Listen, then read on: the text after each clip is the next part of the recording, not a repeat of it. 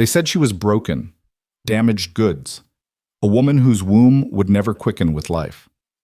In 1878, Silver Creek, that whisper was a death sentence, socially, romantically, completely.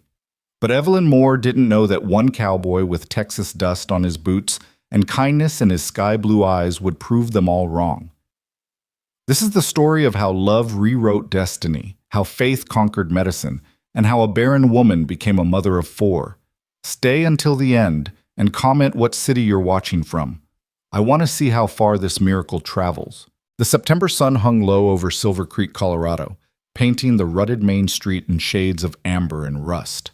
Evelyn Moore stood outside Dr. Hutchinson's office, her gloved hand pressed against the weathered wooden door frame, trying to remember how to breathe. Inside her reticule, folded into a tight square, was a piece of paper that had just shattered her entire world into pieces too small to ever fit back together. Congenital uterine abnormality. Childbearing. Impossible. The medical terms felt like stones in her throat. She'd read them 3 times, her eyes tracing the doctor's cramped handwriting as if repetition might change the meaning, might somehow transform that brutal diagnosis into something she could survive. But the words remained unchanged, as immovable as the Rocky Mountains looming beyond the town's edge. 24 years old, and her future had just been amputated. Evelyn forced herself to step away from the door, to place one foot in front of the other on the wooden boardwalk. Her boots, practical brown leather, slightly scuffed at the toes, made hollow sounds that seemed too loud in the afternoon quiet. Mrs. Henderson was sweeping the porch of the general store. She looked up, her weathered face creasing into what might have been sympathy or might have been curiosity. In a town like Silver Creek, the two were often indistinguishable. "Miss Moore," the older woman called out.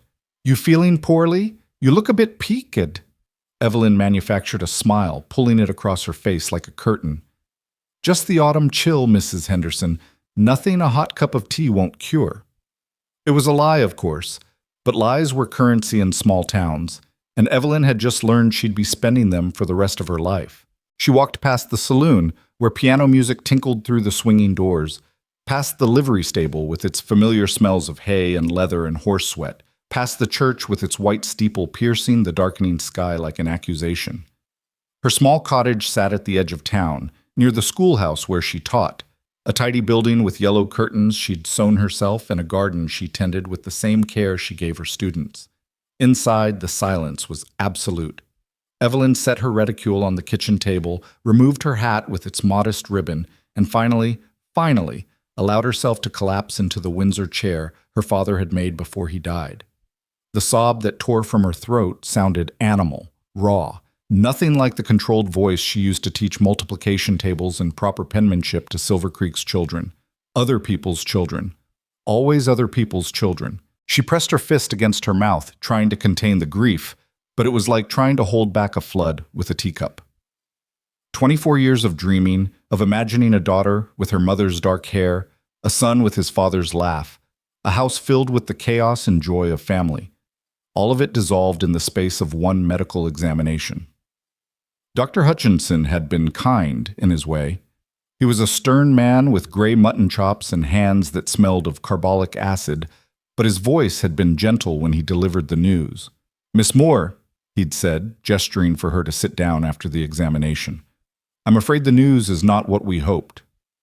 She'd known immediately. Something in his tone, in the way he couldn't quite meet her eyes. "Tell me plainly, doctor. I'm not a delicate flower." He'd appreciated that, she could tell.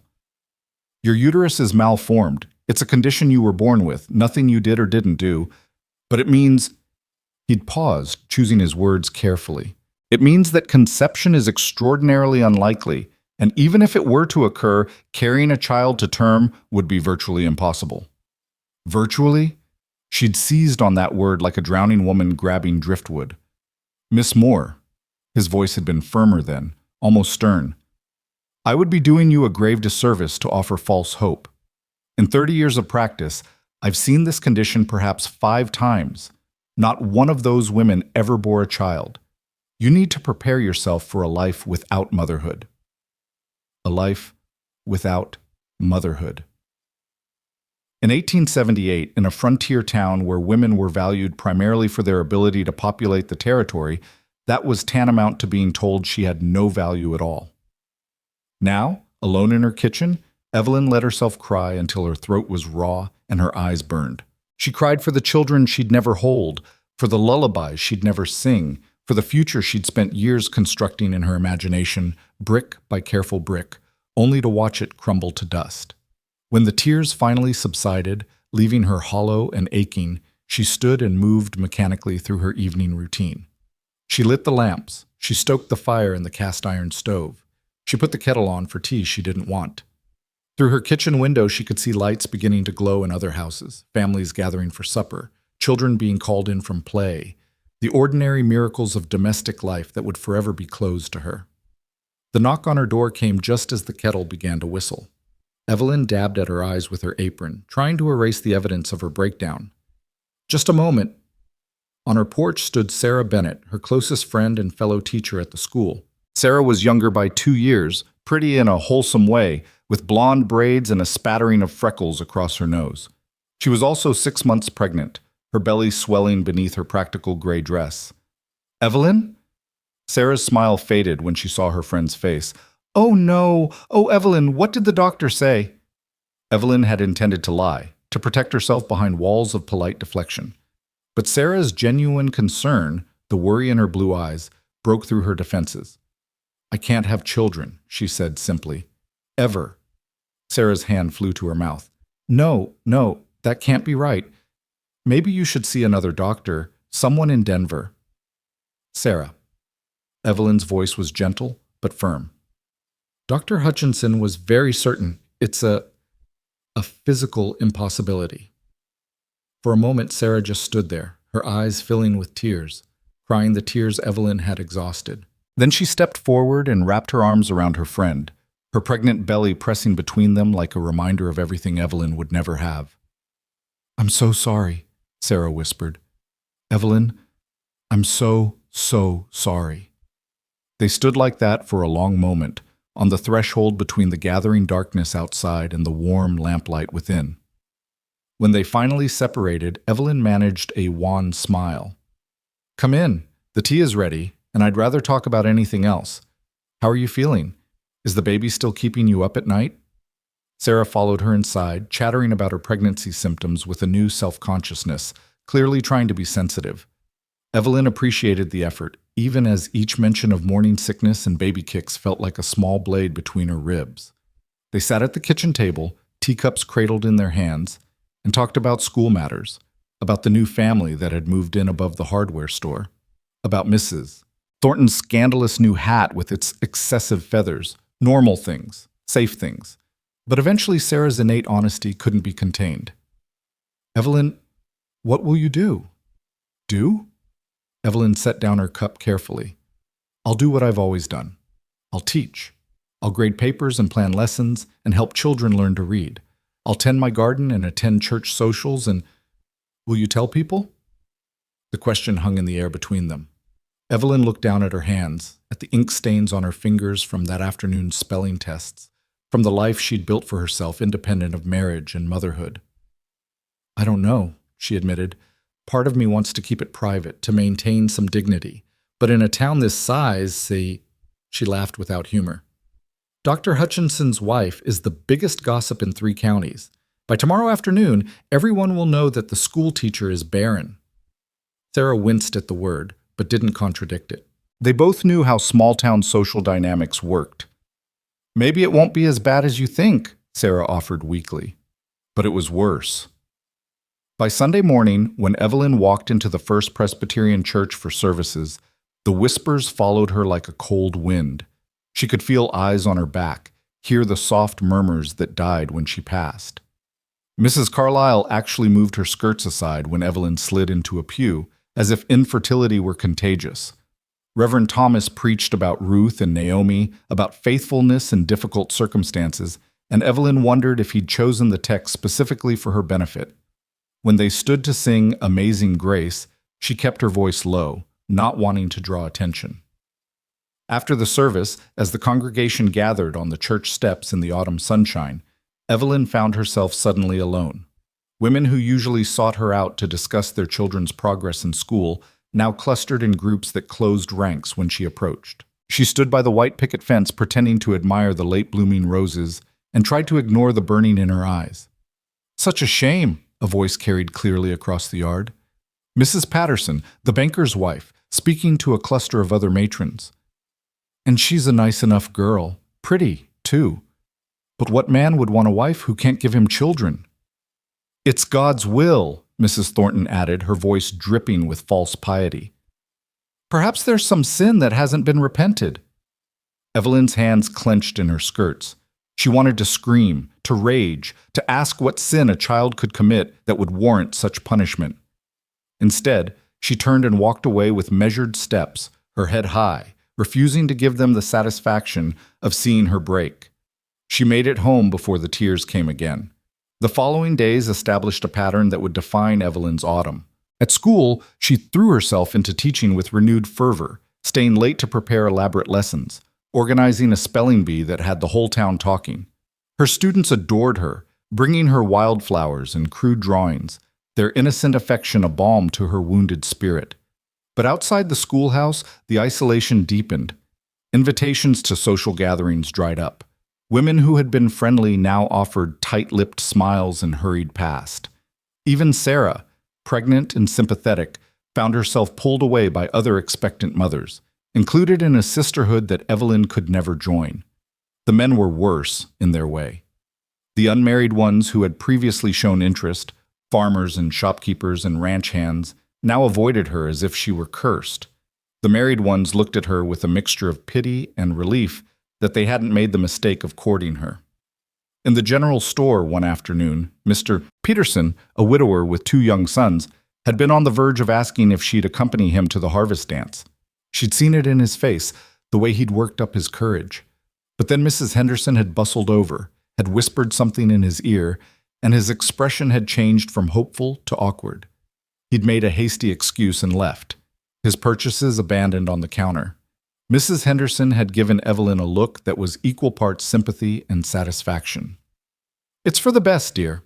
A man with motherless boys needs a woman who can give him more children. It wouldn't be right to mislead him."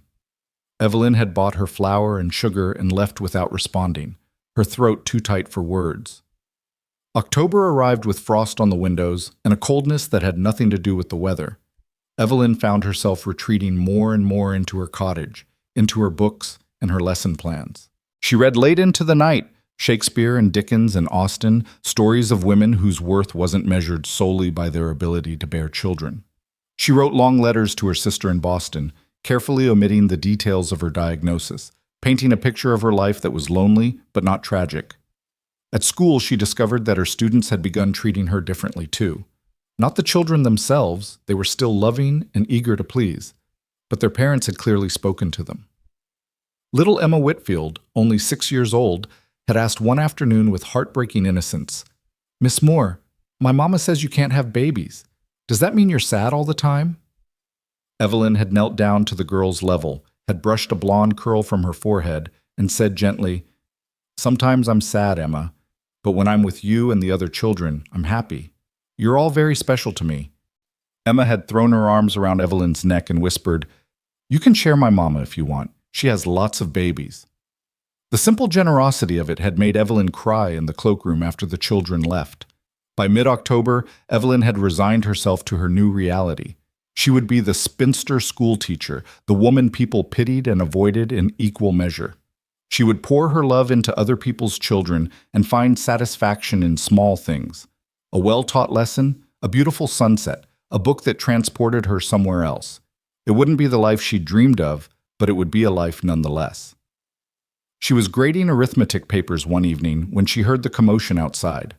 Horses galloping into town, men shouting, the kind of noise that usually meant trouble. Evelyn set down her red pencil and moved to the window. A group of ranch hands was riding up the main street, whooping and hollering, clearly celebrating something. They pulled up in front of the saloon, dismounting in a cloud of dust. Most of them Evelyn recognized, local boys who worked the surrounding ranches. But among them was a stranger. He was tall, taller than the others, with broad shoulders and a confident way of moving. Even from a distance, she could see that he was handsome in a rugged way, dark hair curling from beneath his Stetson, a strong jaw shadowed with stubble. He laughed at something one of the other men said, the sound carrying clear across the evening air, rich and warm. Then he looked up, directly at her window, and Evelyn stepped back instinctively, her heart inexplicably racing. She told herself it meant nothing. He was just another cowboy, probably passing through, certainly not someone who would give her a second glance even if he stayed. She returned to her papers, determined to put him out of her mind. But that night, she dreamed of sky-blue eyes and a smile that felt like sunshine. The stranger's name, she learned the next day, was Colt Danner. He'd come from Texas, had bought the old Merrick Ranch that had been sitting vacant for 2 years, and was in the process of rebuilding it.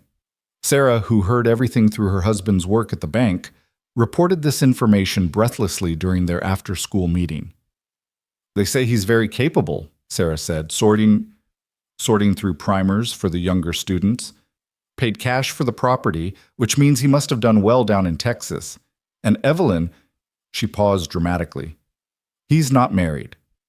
Evelyn didn't look up from the attendance book she was updating. "Good for him. I'm sure every eligible woman in town will be throwing herself at his feet." "That's not what I meant." Sarah's voice was gentle. "I just thought you might want to know." "Sarah," Evelyn set down her pen and met her friend's eyes. "I appreciate what you're trying to do.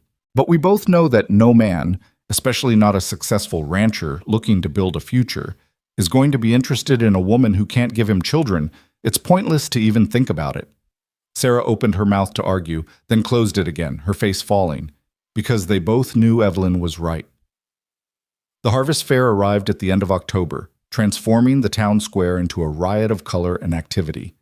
Despite her isolation, Evelyn attended. It was expected of her as the school teacher, and besides, she'd helped several of her students prepare entries for the children's competitions. She wasn't going to let her personal misery rob them of her support. The square was crowded with townsfolk admiring prize pumpkins and quilts, sampling preserves and pies, watching children race and play. A fiddler was tuning up for the evening dance, and the air smelled of wood smoke and cinnamon and the peculiar dusty sweetness of autumn. Evelyn moved through the crowds, complimenting her students' entries, making polite conversation with parents who were civil, if not warm. She was judging the children's drawing competition when she heard a commotion behind her. "Higher, Mr. Danner! I want to touch the sky!" She turned to see the tall stranger, Colt Danner, with little Tommy Henderson perched on his shoulders, both of them laughing as Tommy stretched his arms toward the sky.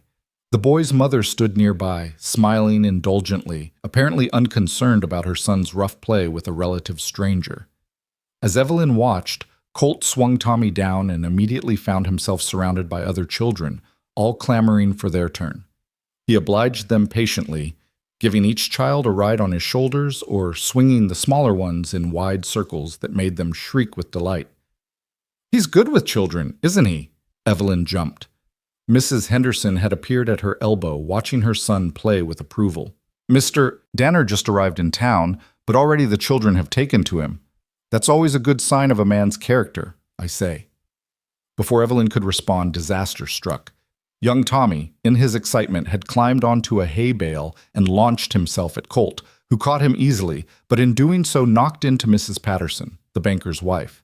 She stumbled backward, her prize-winning apple pie flying from her hands and landing face down in the dirt.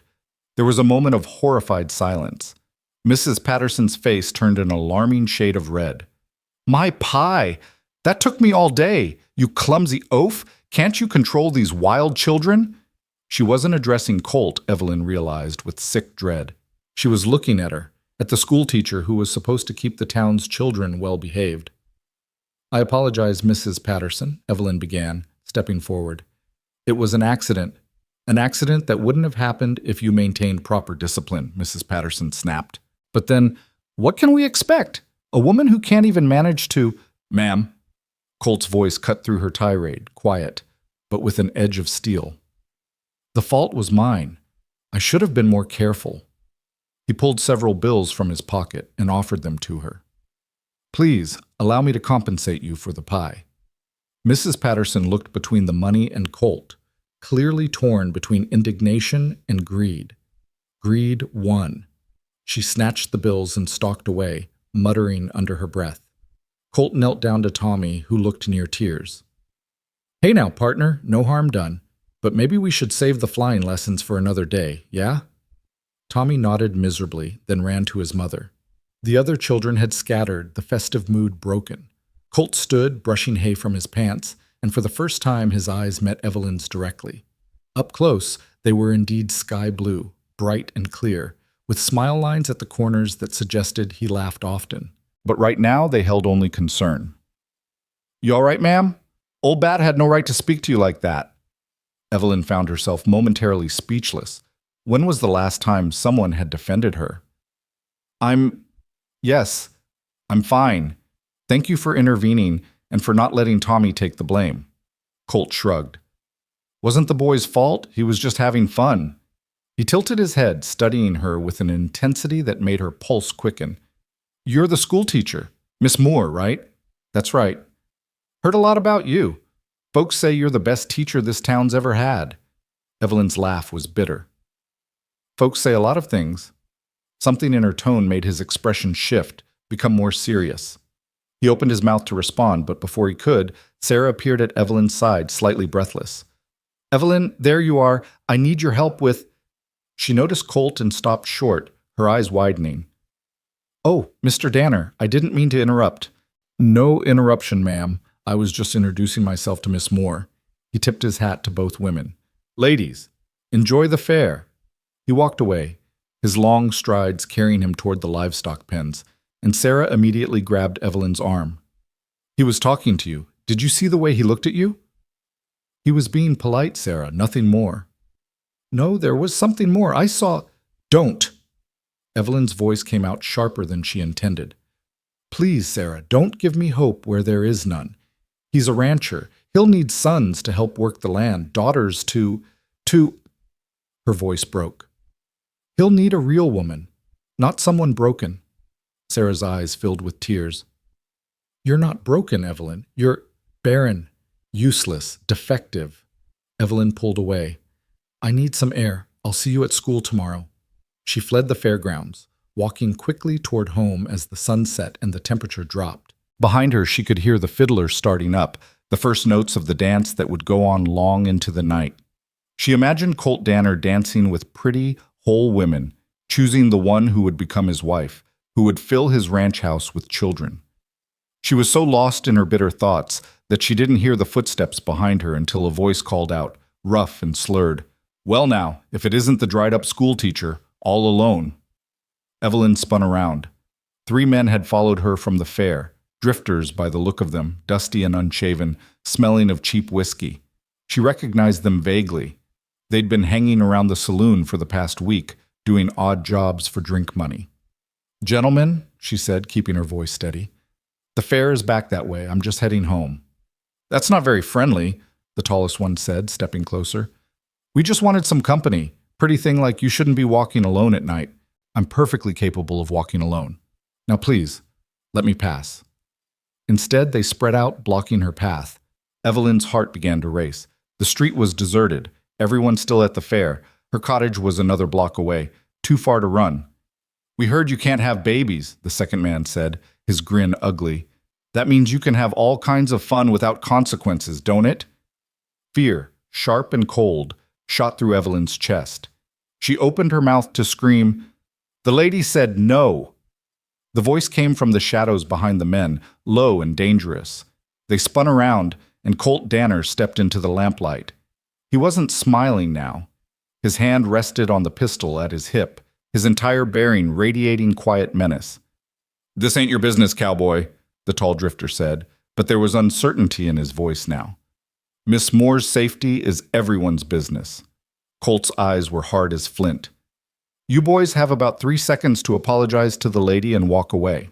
After that," he let the threat hang unspoken. For a tense moment, no one moved. Then the 3 men looked at each other, looked at Colt's gun, and apparently decided discretion was the wiser course.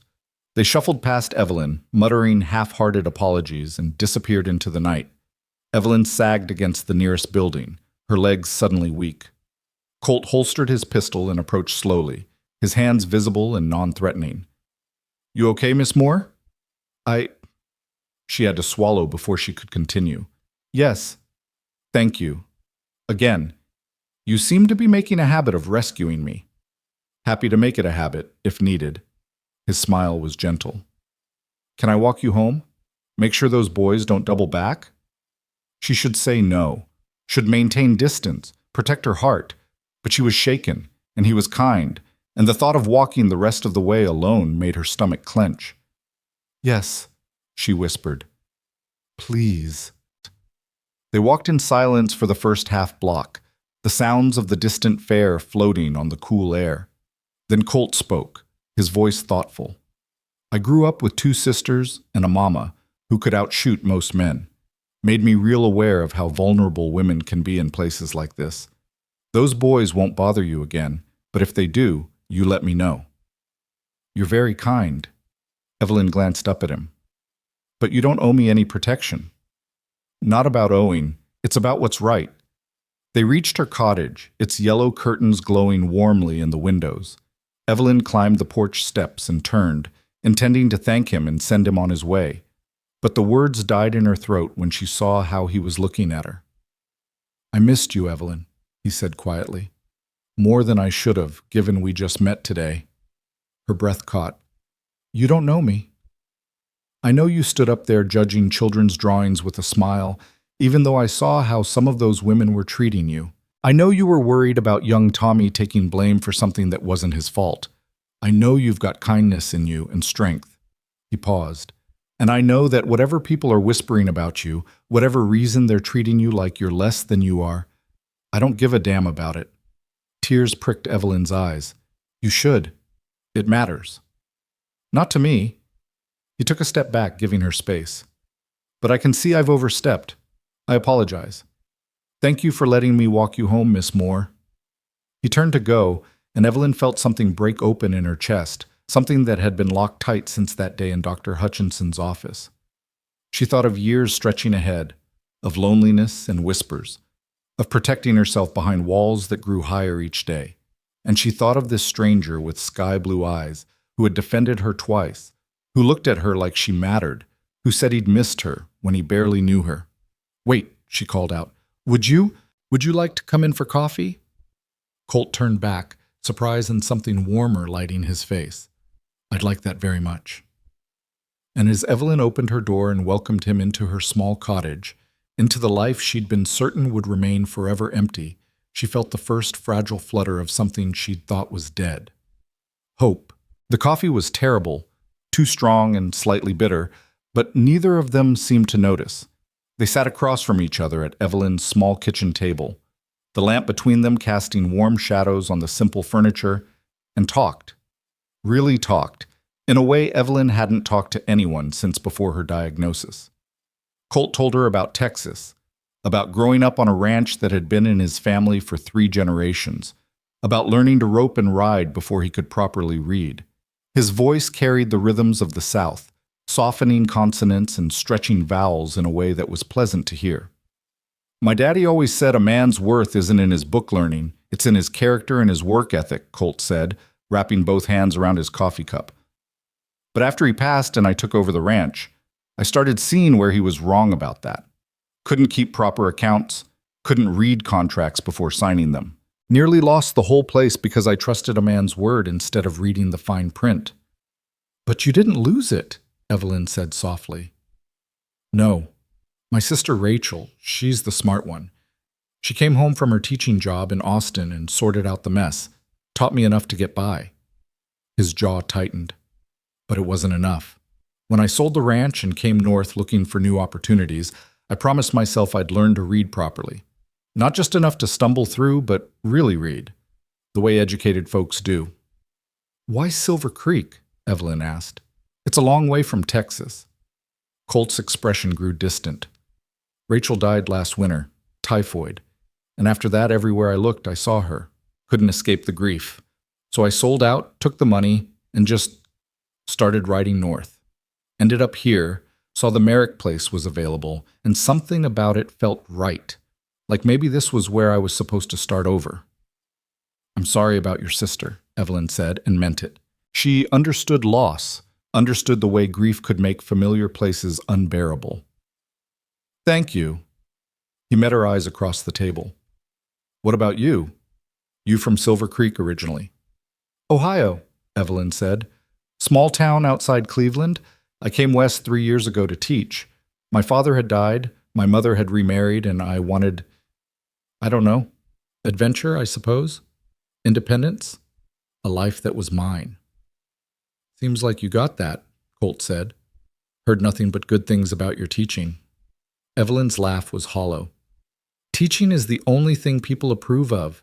Everything else about me is apparently deficient. The bitterness in her voice made Colt lean forward. What happened, Evelyn? What are they whispering about? She should deflect, should protect herself, but something about the genuine concern in his sky-blue eyes, the way he'd defended her twice already, made her want to trust him. And more than that, he was tired of carrying the secret alone, tired of the weight of it. I saw Dr. Hutchinson a month ago, she said quietly, her eyes fixed on her coffee cup. I'd been having some pain, some irregularities. He examined me and told me that I'm unable to have children. Something wrong with my womb. A defect I was born with. She heard Colt draw in a breath, but she couldn't look up, couldn't bear to see pity or disgust in his face. Dr. Hutchinson's wife is the biggest gossip in the territory, she continued, her voice steady despite the tears threatening. Within days, everyone knew. And in a town like this, a woman who can't provide children is worthless, damaged goods. I've been watching potential suitors vanish, watching women exclude me from their gatherings, watching people look at me with pity or contempt or both. She finally raised her eyes to his. So now you know. I'm the barren schoolteacher. That's what they call me when they think I can't hear. For a long moment, Colt said nothing. He just looked at her with an expression she couldn't quite read. Then he spoke, his voice rough with emotion. Those people are fools. Evelyn blinked. What? Fools, he repeated more forcefully. Anyone who thinks a woman's only worth is in childbearing is a damn fool. Pardon my language, but it's true. He leaned back in his chair, shaking his head. My sister Rachel never married, never had children. But she was the smartest, kindest, most valuable person I ever knew. She taught dozens of kids to read and write, helped our whole community, made the world better just by being in it. Was she worthless because she didn't have babies? No, of course not. Then why are you? The question hung in the air between them. Evelyn opened her mouth to answer, to explain all the reasons why her situation was different, why society's expectations mattered, why a man would never want a wife who couldn't give him children. But under Colt's steady gaze, all those explanations seemed hollow. I don't know, she finally whispered. I do, Colt said firmly. You're not worthless. You're not damaged. You're a woman who teaches children, who stands up for what's right, who has more courage in your little finger than most of those gossips have in their whole bodies. He paused, then added quietly, and any man who can't see that doesn't deserve you. Evelyn felt something crack open in her chest, something that had been frozen solid for weeks. A tear slid down her cheek, then another, but these weren't tears of grief. They were tears of relief, of gratitude, of something she was afraid to name. Thank you, she managed. You have no idea what it means to hear someone say that. Colt reached across the table, hesitated, then gently squeezed her hand. His palm was calloused and warm, his grip steady and sure. I mean, every word. They sat like that for a moment, hands clasped across the table, and Evelyn felt the loneliness that had been crushing her for weeks ease just slightly. Here was someone who knew her secret and hadn't run, who had looked at her brokenness and seen value instead of deficiency. It was dangerous, this feeling, but she was too tired to fight it. Colt released her hand and cleared his throat. I should let you get some rest, but I meant what I said earlier, about missing you. I'd like to see you again, if you're willing. Why? The question escaped before Evelyn could stop it. Why me? You're new in town. You could court any woman here. I don't want any woman, Colt interrupted gently. I want to get to know you, if you'll let me. Evelyn thought about warning him off, about protecting him from the social consequences of associating with her. But the selfish part of her, The lonely part that was so tired of being alone won out. "I'd like that," she said. The smile that broke across Colt's face was like sunrise. "Good. Then how about this? I still need to learn to read properly. Would you consider tutoring me? I'd pay your regular rate, of course." "You don't need to pay me. I insist. This would be business, proper lessons. Though, his smile turned slightly mischievous. "I wouldn't object to more coffee afterward, even if it is terrible." Evelyn laughed, actually laughed, for the first time in weeks. "My coffee is not terrible. Ma'am, I've drunk trail coffee made from grounds used 3 times over, and I can honestly say this is worse." "Get out of my house," Evelyn said, but she was smiling. Colt stood, retrieving his hat from where he'd hung it by the door. "When should I come for my first lesson? Thursday afternoon? After school?" "Thursday it is." He settled his hat on his head, then paused at the door. "Evelyn, those men earlier, if they or anyone else bothers you, you let me know. Promise me." "I promise." "Good night, then." "Good night, Colt." After he left, Evelyn sat in her quiet kitchen for a long time, her cold coffee forgotten, her hand still warm where he'd held it. She told herself not to hope, not to dream, not to read too much into simple kindness. But as she finally rose to wash the cups and bank the fire, she found herself humming softly, a tune she hadn't hummed since before that terrible day in Dr. Hutchinson's office. The next morning at school, Evelyn found herself watching the clock more than usual, anticipating Thursday with an eagerness that felt both thrilling and terrifying. Her students noticed the change in her mood, responding to her renewed energy with enthusiasm. Even little Emma Whitfield commented that Miss Moore seemed happy again.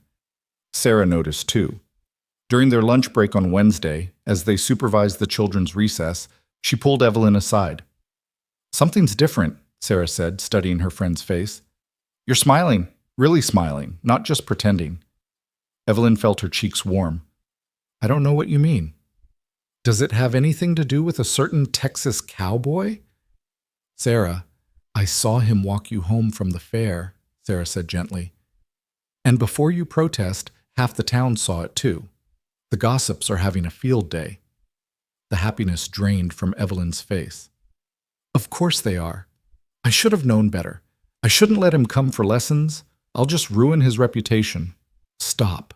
Sarah gripped her arm. "I didn't tell you to scare you. I told you because you should know that not everyone is gossiping unkindly. Mrs. Henderson told me she thinks it's wonderful that Mr. Danner is interested in education. And several of the younger women are positively green with envy that he chose to walk you home instead of dancing with them." "He's not interested in me that way," Evelyn protested weakly. "He's coming for reading lessons, that's all." Sarah's look was knowing. "If you say so. But Evelyn, even if he is just coming for lessons, let yourself enjoy it. You deserve some happiness." Thursday afternoon arrived with agonizing slowness. Evelyn found herself checking her appearance in the small mirror 3 times, smoothing her hair and straightening her collar until she forced herself to stop. This was a business arrangement, nothing more. Colt needed help with reading. She was a teacher. This was what she did. The knock came precisely at 4 o'clock. Colt stood on her porch, hat in hand, looking slightly nervous. He'd clearly made an effort. His shirt was clean and pressed, his hair damp from recent washing, his boots polished. Evelyn's heart did a traitorous flutter. "Come in," she said, stepping aside. "I've set up some materials at the table." She'd prepared a simple assessment, basic primers, some newspaper articles, a page from a novel. Colt settled into the chair and gamely attempted to read aloud from the primer. He could manage it, but slowly, sounding out words syllable by syllable, stumbling over anything longer than 2 syllables. "I know it's bad," he said, frustration evident in his voice. "I can read contracts and such, but it takes me forever, and half the time I'm not sure I'm understanding it right." "It's not bad," Evelyn said honestly. "You have the foundations. You just need practice and some strategies to improve your fluency. We can work on that." Over the next hour, she guided him through exercises designed to strengthen his reading skills. Colt was a dedicated student, focused, determined, unashamed to ask questions when he didn't understand. Evelyn found herself relaxing into the familiar rhythm of teaching, forgetting to be self-conscious. simply enjoying the work. "You're a natural teacher," Colt said when they finally took a break. "Patient but firm. No wonder the kids love you." "Teaching is easy," Evelyn said. "It's everything else that's hard." "Speaking of everything else," Colt hesitated. "I heard some talk in town today about me coming here for lessons." Evelyn's stomach dropped. "I should have warned you. Associating with me will damage your reputation. People will think—" "Let them think," Colt interrupted. "I don't give a damn. Pardon me. I don't care what small-minded gossips think. I came here because I need to learn to read better, and you're the best teacher in the territory. That's all the justification I need. But no buts." His voice was gentle but firm. "Unless you want me to stop coming. If this is making your life harder, I'll find another way." Evelyn looked at him, at his honest face, his sky-blue eyes, the genuine concern written in every line of his expression. She thought about the loneliness of the past weeks, about how alive she'd felt during their lesson, about the warmth of simple companionship. "Don't stop coming," she said quietly. "Please."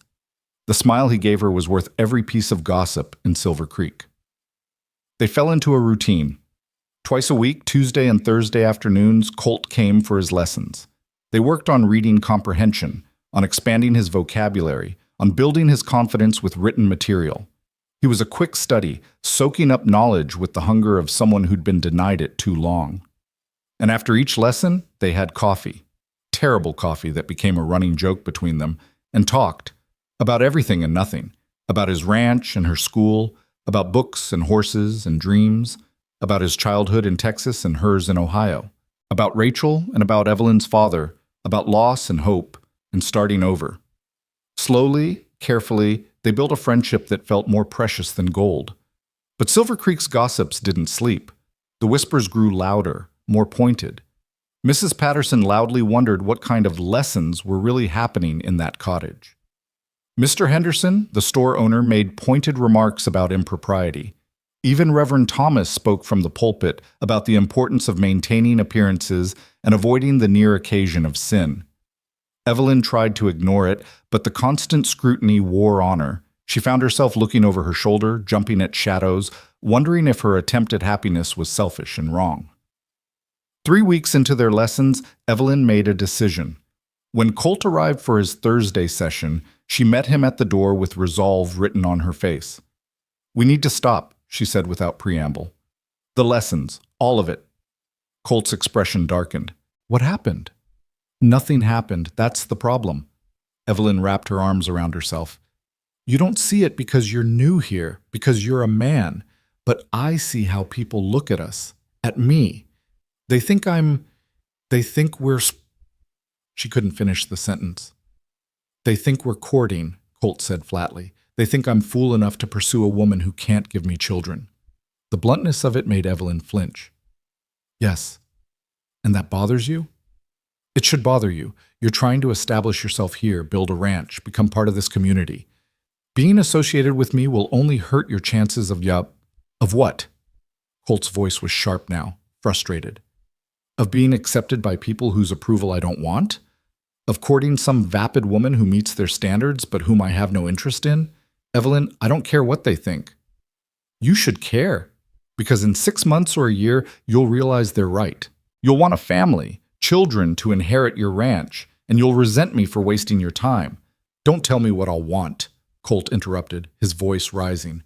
"Don't put words in my mouth or thoughts in my head. If I'm wasting my time, that's my choice to make, not yours." They stared at each other across the porch, both breathing hard, the air charged with emotion. Then Colt seemed to deflate, running a hand through his hair in frustration. "I'm sorry," he said more quietly. "I shouldn't have yelled. But Evelyn, I need you to understand something." He took a step closer, his eyes intense. "These past few weeks, coming here, learning from you, talking with you, it's been the best part of my days, maybe the best part of my time in Colorado. And I'll be damned. Sorry, I'll be blessed if I let a bunch of gossips take that away from us." "But what about later?" Evelyn's voice broke. "What about when you meet someone who can give you what you need?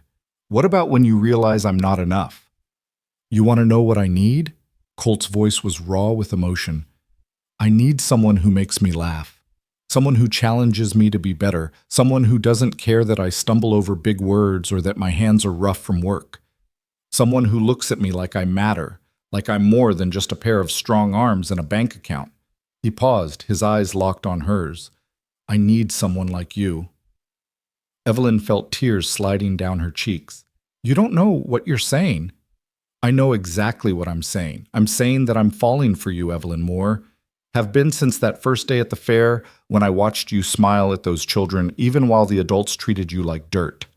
I'm saying that I don't care about your medical condition, about what you can or can't do. I care about who you are. I can't have children, Evelyn whispered, forcing herself to say it plainly. Ever. That means no sons to help work your ranch, no daughters to carry on your name, no grandchildren, just nothing. Colt closed the distance between them, his hands coming up to gently frame her face, his thumbs brushing away her tears. Then we'll have nothing, he said softly. Just you and me and whatever life we build together. And that will be enough. More than enough.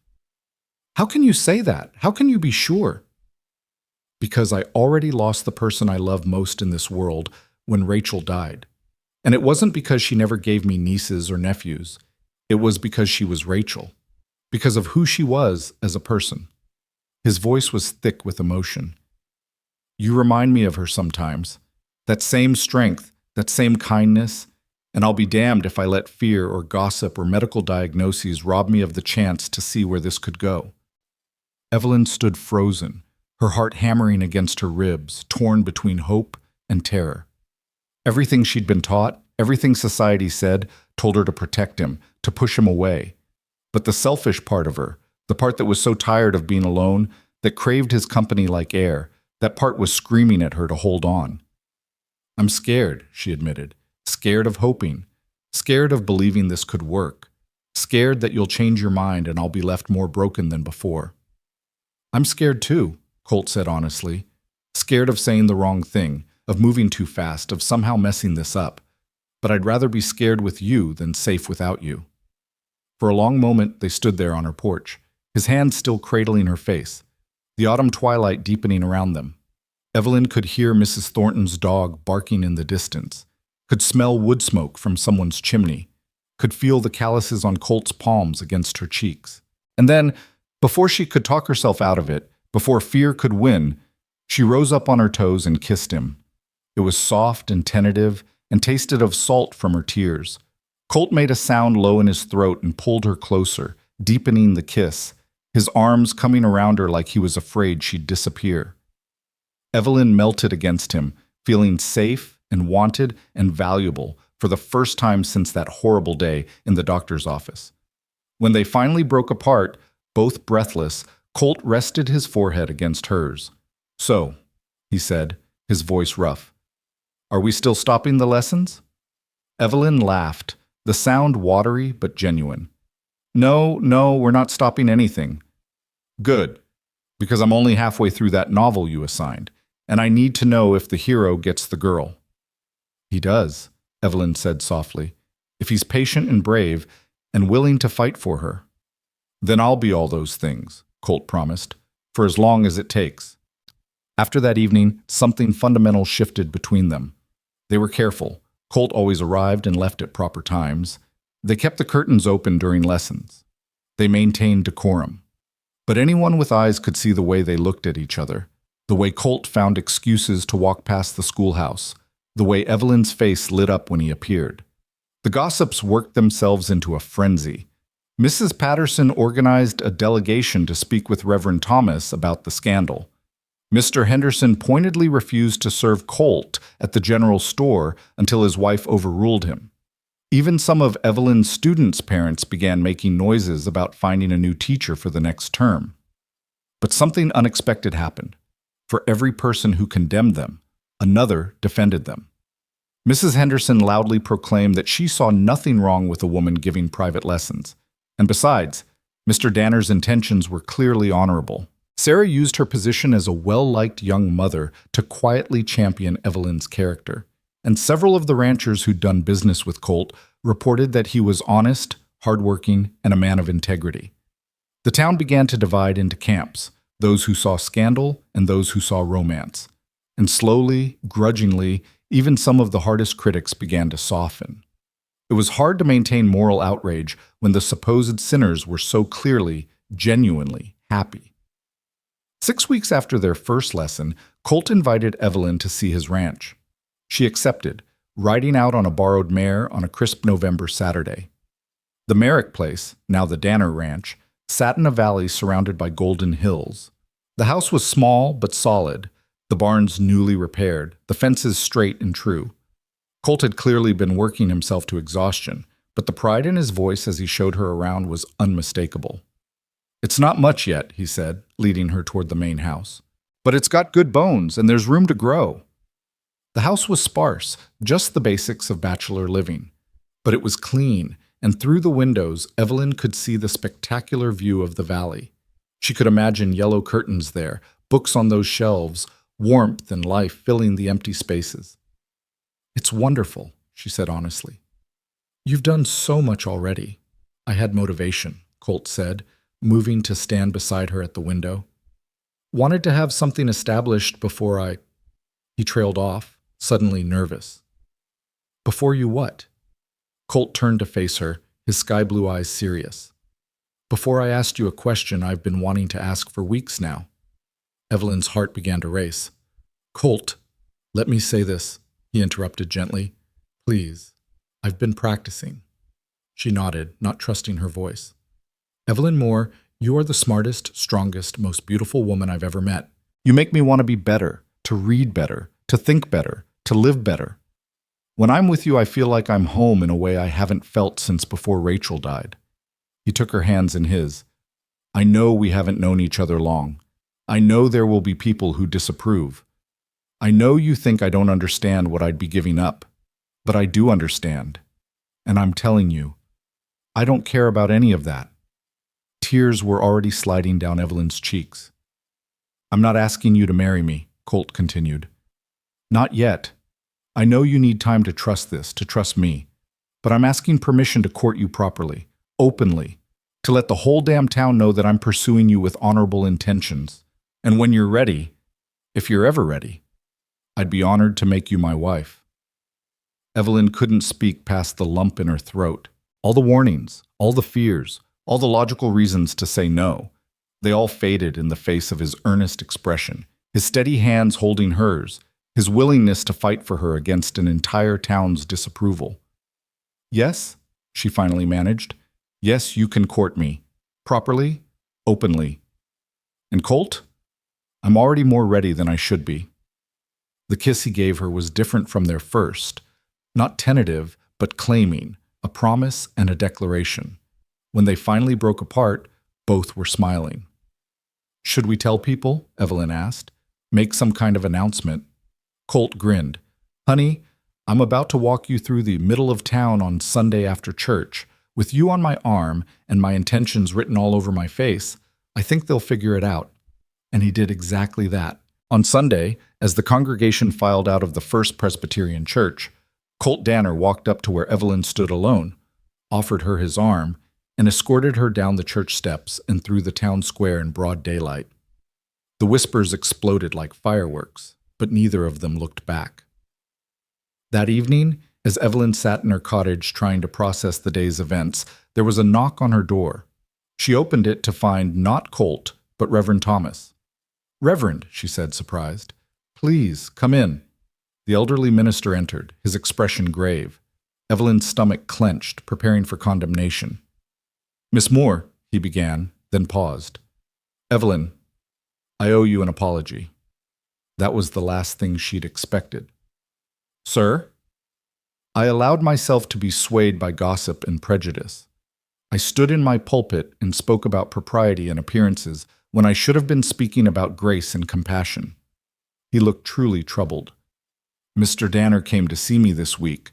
He told me about his intentions toward you, asked for my blessing, and in our conversation he asked me something that's been troubling my conscience ever since." "What did he ask?"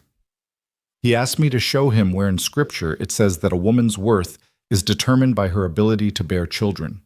He asked me to explain how condemning you for a medical condition you didn't choose aligns with Christ's teachings about loving the outcast and defending the vulnerable. Reverend Thomas shook his head. I couldn't answer him, because there is no such scripture. I've been allowing Old Testament tribalism to override New Testament grace. Evelyn felt tears threatening again. Thank you for saying that. I've called a meeting of the church elders for next week. We'll be addressing the treatment you've received from this congregation. It won't change everyone's minds overnight, but it's a start. He moved toward the door, then turned back. That young man loves you, Evelyn. It's written all over him, and I believe you love him too. I do, Evelyn admitted, saying it aloud for the first time. I love him. Then my blessing is yours, both of you. The Reverend smiled. Sometimes God's greatest gifts come in packages we didn't expect. After he left, Evelyn sat in her kitchen, her hands wrapped around a cup of coffee. Still terrible, she acknowledged with a smile, and thought about how much had changed in 2 short months. She'd gone from utterly alone to courted by a good man, from convinced her life was over to daring to hope it was just beginning. There would still be obstacles, she knew, still gossip and judgment and people who would never approve.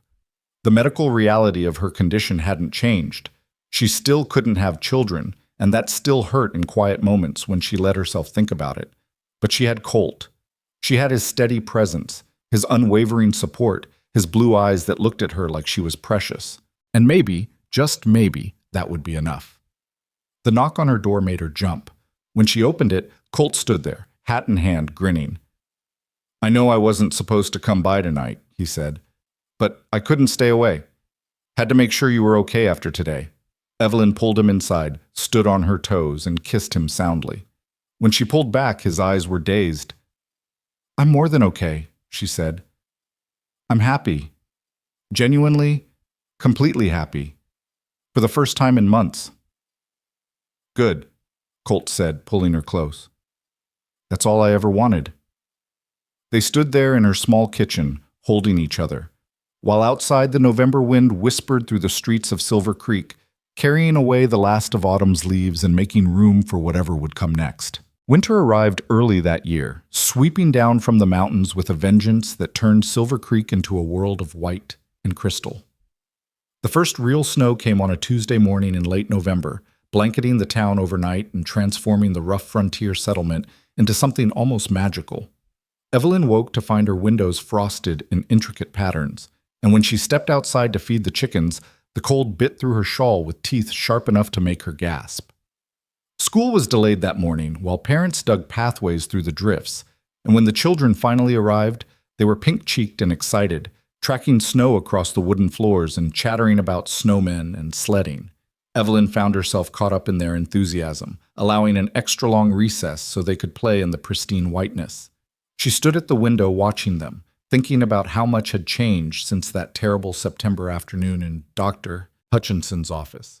She was so lost in thought that she didn't hear the door open behind her until a familiar voice said, "You look like you're 1,000 miles away." Evelyn turned to find Colt stamping snow from his boots, his coat dusted with white, his cheeks reddened from cold. Her heart did that familiar leap it always did when she saw him.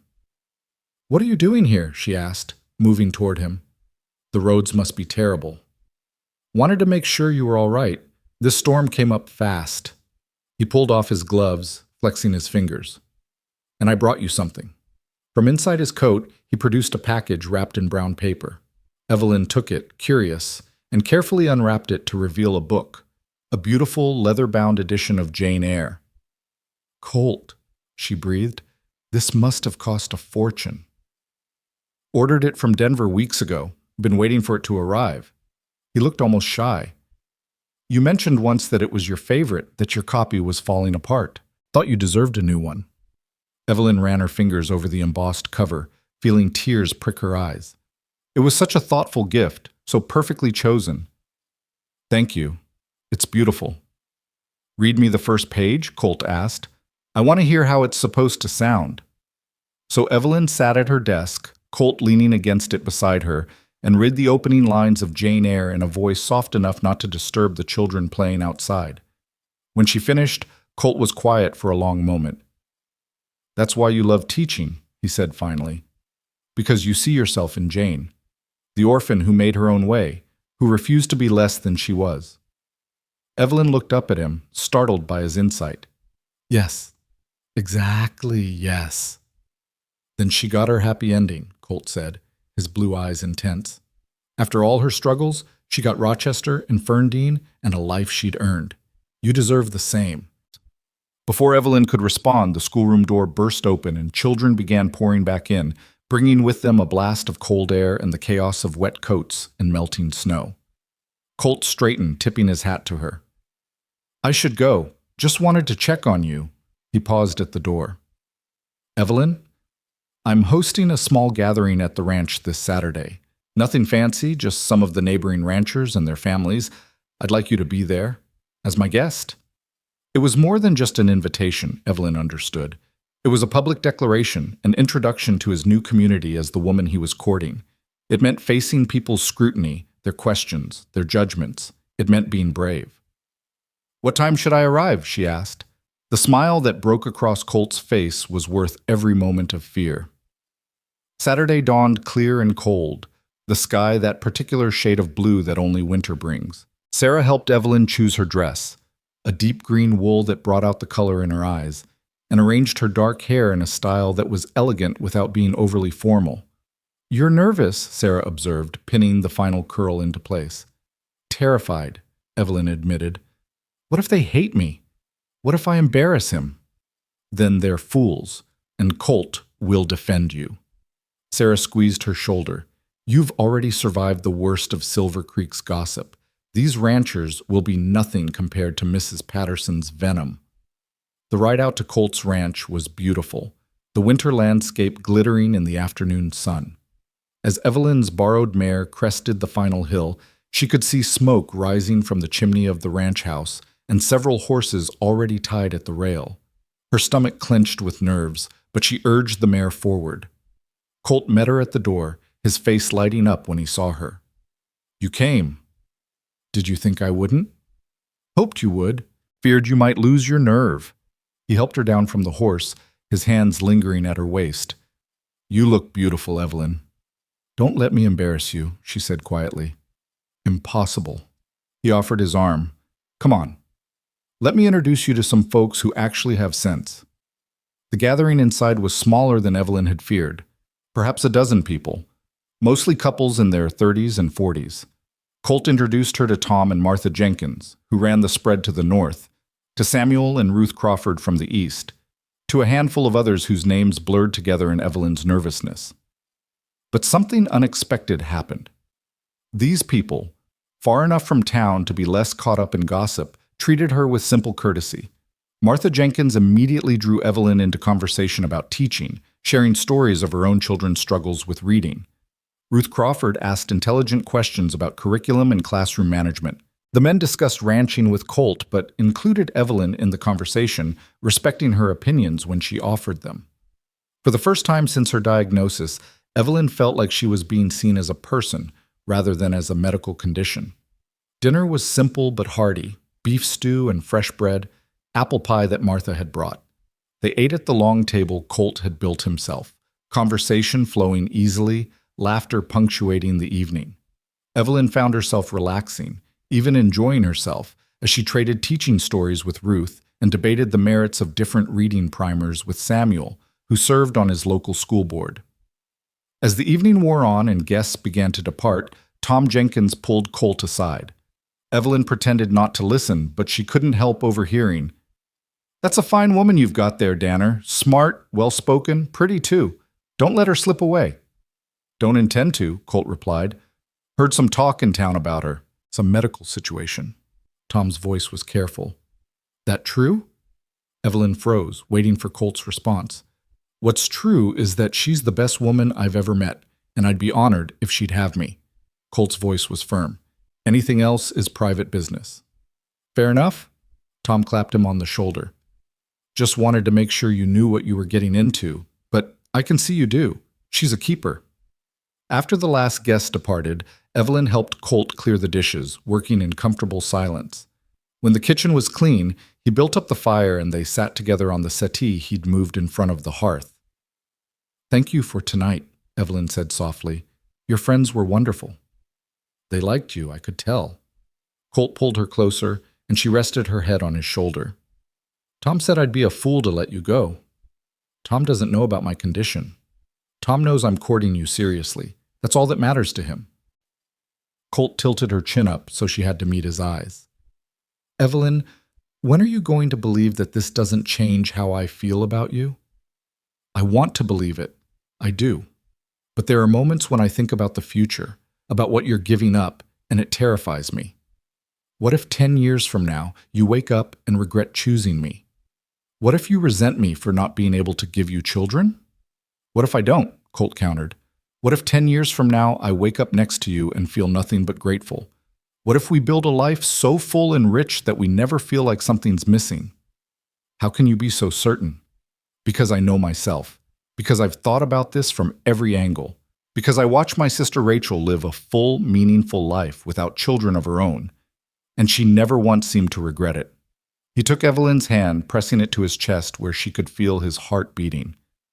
"My heart doesn't care about biology or medical diagnoses. It just knows it wants you." Evelyn closed her eyes, letting his words wash over her. She wanted so desperately to believe, to trust, to leap into this future he was offering. But the fear was still there, a cold knot in her stomach.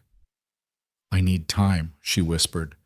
"I need to be sure I'm not being selfish, that I'm not trapping you in a marriage you'll regret." "Take all the time you need," Colt said gently. "I'm not going anywhere." The weeks that followed were a strange mixture of joy and tension. Colt's courtship continued.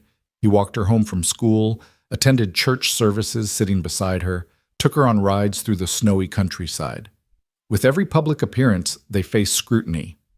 Some of it was softening, particularly from people who saw how happy they were together. But some remained harsh, judgmental, convinced that their relationship was either scandalous or tragic. Mrs. Patterson, in particular, seemed determined to break them apart. She cornered Evelyn outside the general store one frigid December morning, her breath forming clouds in the cold air. "Miss Moore, I feel it's my Christian duty to warn you," she began, her voice dripping with false concern. "You're ruining that man's future. A rancher needs sons, needs a family to build a legacy. By encouraging his attentions, you're being selfish and cruel." Evelyn felt the familiar shame rising, but before she could respond, another voice cut in. "Mrs. Patterson, I feel it's my Christian duty to remind you that judgment belongs to God, not to bitter old women with nothing better to do than tear others down." Both women turned to see Mrs. Henderson standing in the doorway of the general store, arms crossed, her weathered face set in stern lines. "I was simply trying to," Mrs. Patterson began. "To meddle in business that's not yours," Mrs. Henderson interrupted. "I've known Evelyn Moore for 3 years, and she's a woman of character and integrity. If Colt Danner has chosen her, then he's chosen well. Now either buy something or move along. You're blocking my doorway." Mrs. Patterson huffed and stalked away. Mrs. Henderson turned to Evelyn with a gentler expression.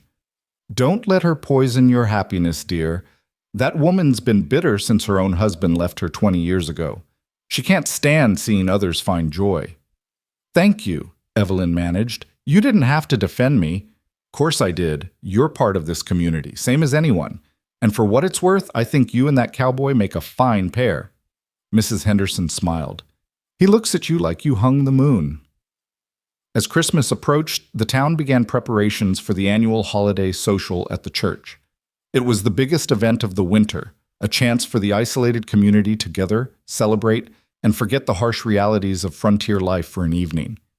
Evelyn had always enjoyed it in previous years, but this year she dreaded it.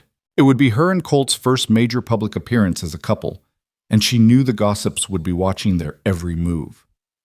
"We don't have to go," Colt said when she expressed her concerns. They were sitting in her cottage, where he'd come for his regular reading lesson, though these days the lessons often dissolved into conversation and stolen kisses. "Yes, we do. If we hide, it just gives them more ammunition." Evelyn sighed. "I just wish people would focus on their own lives instead of dissecting ours." "Then let's give them something to talk about." Colt's eyes held a hint of mischief. Let's show up and have such a good time that they can't help but see how happy we are.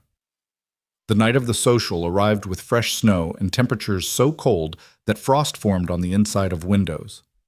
Evelyn dressed carefully in her best gown, a deep burgundy silk that had belonged to her mother, and wrapped herself in every shawl she owned. When Colt arrived to escort her, he looked devastatingly handsome in a black suit that made his blue eyes even more striking. "You're staring," he said, amused.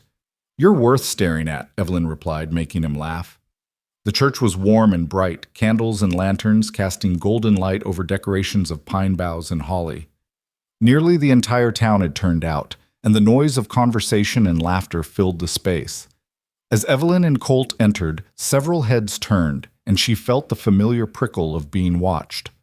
But Colt simply tightened his grip on her arm and led her confidently into the room. They greeted Reverend Thomas, spoke with Sarah and her husband, made polite conversation with various townspeople. Some were warm, some were coolly civil, but no one was openly hostile. When the musicians struck up the first dance, Colt turned to Evelyn with a bow. "May I have this dance, Miss Moore?" "I'd be honored, Mr. Danner." They moved on to the dance floor, and Evelyn was acutely aware of the eyes following them. But as Colt pulled her into the waltz, his hand warm and steady at her waist, the rest of the room seemed to fade. He was a surprisingly good dancer, moving with the same confidence he brought to everything else. "Where did a Texas cowboy learn to waltz?" Evelyn asked. "My sister Rachel insisted, said no brother of hers was going to be a clumsy oaf at social gatherings." His expression softened at the memory.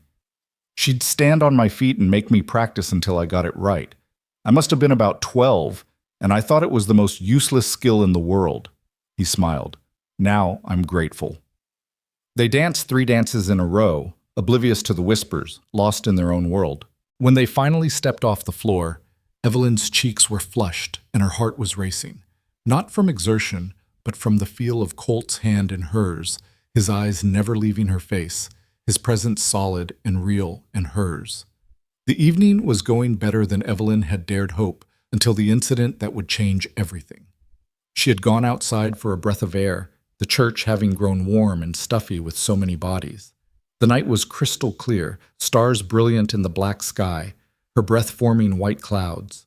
She stood on the church steps, wrapped in her shawls, thinking about how much her life had changed in 3 short months. She was so lost in thought that she didn't hear the men approaching until one of them spoke. "Well, well, the Baron's schoolteacher, all alone." Evelyn's blood went cold. She turned to find 3 figures emerging from the shadows, the same 3 drifters who had accosted her after the harvest fair. The same ones Colt had run off. They were drunker this time, meaner, their faces twisted with something ugly. "Gentlemen, I suggest you go back to wherever you came from," Evelyn said, her voice steadier than she felt. "Mr. Danner is inside, and he won't be pleased to find you bothering me again." "That's the thing," the tall one slurred. "We don't care about your cowboy anymore. We're leaving town tonight, heading south before the real cold sets in, but we figured we had some unfinished business with you first." They spread out, blocking her path back to the church door. Evelyn's heart hammered against her ribs. She opened her mouth to scream. The church door burst open, and Colt stepped out, his expression going from confused to furious in an instant when he saw the scene before him. He moved with frightening speed, placing himself between Evelyn and the 3 men, his hand dropping to where his pistol would normally hang, except he'd left it at home, this being a church social. "Last time I saw you boys, I told you to leave the lady alone," Colt said, his voice deadly quiet. "Appears you've got a hearing problem." "We ain't afraid of you, cowboy," the tall one said, but his voice wavered. "There's 3 of us and 1 of you, and you ain't even armed." "Don't need a gun to handle drunk trash," Colt replied. "But you're right about one thing. There are 3 of you, which means when I start breaking bones, you'll have to figure out who carries who back to whatever hole you crawled out of." Behind them, the church door opened again. Tom Jenkins emerged, followed by Samuel Crawford and 3 other ranchers who'd attended Colt's gathering. They took in the situation instantly and moved to flank Colt, creating a wall of solid, sober men between Evelyn and her would-be attackers. "Problem here, Danner?" Tom asked mildly, but his hand rested on his own pistol. "Just some boys who don't understand the word no," Colt replied. "They were just leaving." The 3 drifters looked at the men facing them. outnumbered, outmatched, and out of luck. The fight went out of them like air from a punctured balloon. They backed away, muttering curses, and stumbled off into the darkness. Colt turned immediately to Evelyn, his hands coming up to frame her face. "Are you hurt? Did they touch you?" "No, I'm fine. They just startled me." Evelyn was shaking now, the delayed fear hitting her. "Thank you. If you hadn't come out—" "Don't think about it." Colt pulled her close, and she buried her face in his chest, feeling his heart racing as fast as hers. "You're safe. That's all that matters." Tom Jenkins cleared his throat. "We should report this to the sheriff." "Agreed." Colt kept one arm around Evelyn. "But first, I'm taking Evelyn home. She's had enough excitement for one night." The ride back to Evelyn's cottage was quiet, both of them still shaken. Colt insisted on checking every room, every window, making sure she was secure before he'd even consider leaving. When he was finally satisfied, he stood in her kitchen, hat in hands, looking at her with an expression she couldn't quite read. "I can't do this anymore," he said quietly. Evelyn felt her heart drop. "What?" "I can't keep courting you properly and respectably and waiting for the right time." He crossed to her in 2 strides, taking her hands in his. "Tonight, when I saw those men threatening you, all I could think was that if something happened to you, if I lost you before I'd told you everything in my heart, I'd never forgive myself." "Colt, let me finish, please." He took a shaky breath. "I love you, Evelyn.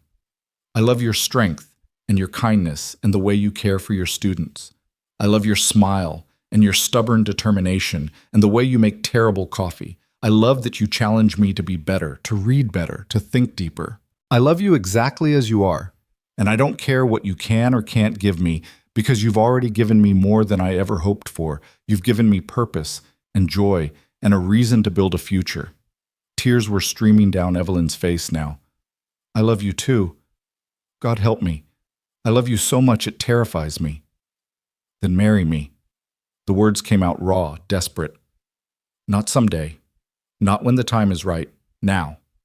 Marry me this Christmas, and let's start our life together. I'm tired of waiting, tired of worrying about what people think, tired of courting you from a careful distance when all I want is to wake up next to you every morning for the rest of my life." "Christmas is 4 days away," Evelyn said weakly. "I know. Is that enough time to plan a wedding?" Evelyn looked at him, at his sky-blue eyes blazing with emotion, at his strong hands holding hers, at the future written in every line of his face. She thought about all the reasons to say no, all the logical arguments against rushing into marriage, and then she thought about those men in the darkness, about how quickly everything could change, about how precious and fleeting happiness could be. "Yes," she said, "yes, I'll marry you. This Christmas, 4 days from now, in front of God and everyone. Yes." Colt let out a sound that was half laugh, half sob, and kissed her with an intensity that made her dizzy. When they finally broke apart, both were crying and laughing at the same time. "I should go," Colt said reluctantly. "It's late, and we need to maintain some propriety for 4 more days." 4 more days, Evelyn echoed, the words feeling both impossibly long and thrillingly short. After he left, Evelyn sat in her quiet cottage, her fingers touching her lips where he'd kissed her, her heart so full it ached. She'd gone from broken to beloved in 3 months, from convinced her life was over to planning a wedding. It felt like a dream, fragile and unbelievable. But when she finally went to bed, she clutched the leather-bound Jane Eyre to her chest and let herself believe in happy endings. The next 4 days passed in a blur of activity.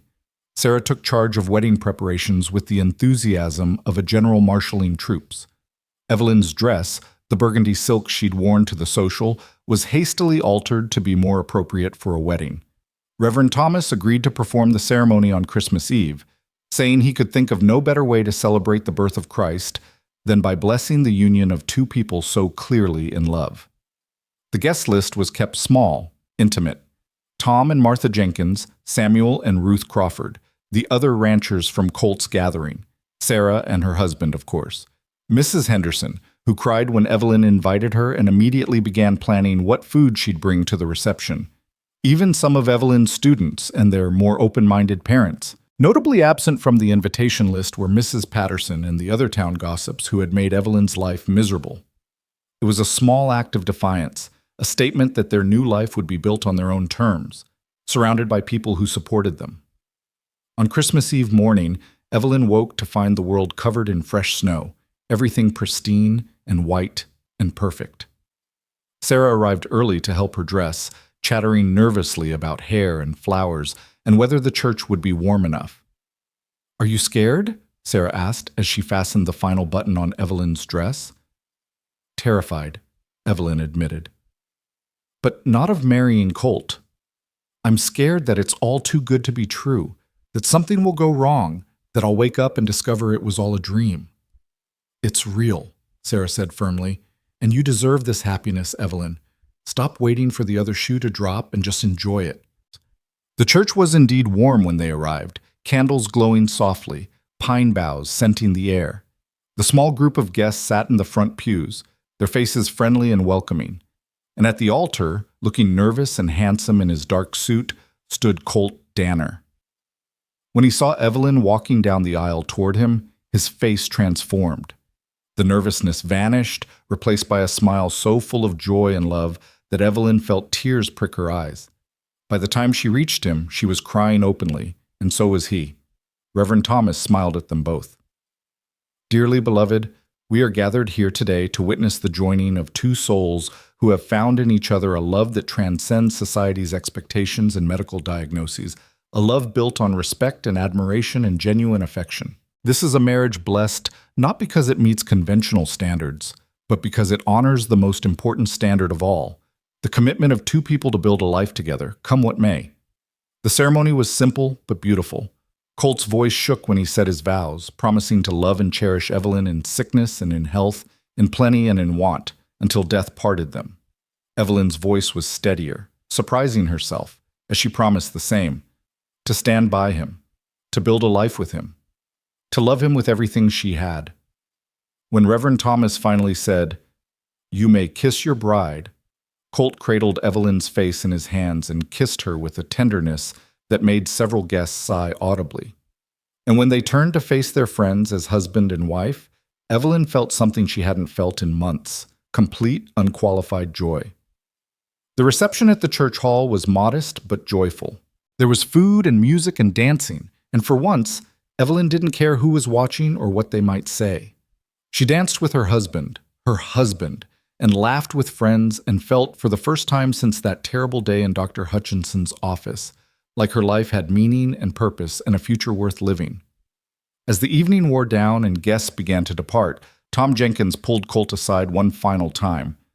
"You've got yourself a good woman, Danner. Build that life you talked about. Make it count." "I intend to," Colt replied, his eyes finding Evelyn across the room. "Every single day." When the last guest had gone and they stood alone in the churchyard under a sky brilliant with stars, Evelyn turned to her husband. "Take me home," she said softly, "to our home." Colt lifted her into the wagon he'd driven into town, tucking blankets around her against the cold, and they rode out toward the ranch in companionable silence. The snow glittered in the moonlight, and the future stretched before them, unknown and uncertain and theirs. When they finally reached the ranch house, Colt carried her over the threshold, both of them laughing at the old tradition. Inside, a fire was already burning. Tom must have come out earlier to prepare it, and the house was warm and welcoming. "Welcome home, Mrs. Danner," Colt said, setting her down gently. "Home," Evelyn repeated, testing the word. It felt right, perfect, complete. Yes, home. And as they stood together in the house they would share, in the life they were building together, in the love that had survived gossip and judgment and every obstacle thrown in their path, Evelyn finally allowed herself to believe that happy endings were real and that hers was just beginning. The first months of marriage unfolded like a dream Evelyn was afraid to wake from. She moved into the ranch house, bringing her books and her yellow curtains and her modest possessions, transforming the sparse bachelor quarters into a real home. Colt built her shelves for her growing library, crafted a window seat where she could read on sunny afternoons, cleared space in the barn for the mare he'd bought her as a wedding gift, a gentle chestnut named Juniper with a white star on her forehead. They fell into rhythms that felt both new and ancient. Evelyn continued teaching, riding into town 3 days a week while Colt worked the ranch. On the days she was home, she helped with the endless work, mending fences, tending the kitchen garden she'd planted despite the lingering snow, learning to cook meals hearty enough for a man who worked from dawn to dusk. Colt continued his reading lessons, progressing from primers to newspapers to actual novels, his confidence growing with each passing week. In the evenings, they sat by the fire, Colt reading aloud while Evelyn mended or knitted, both of them stealing glances at each other like teenagers with a secret.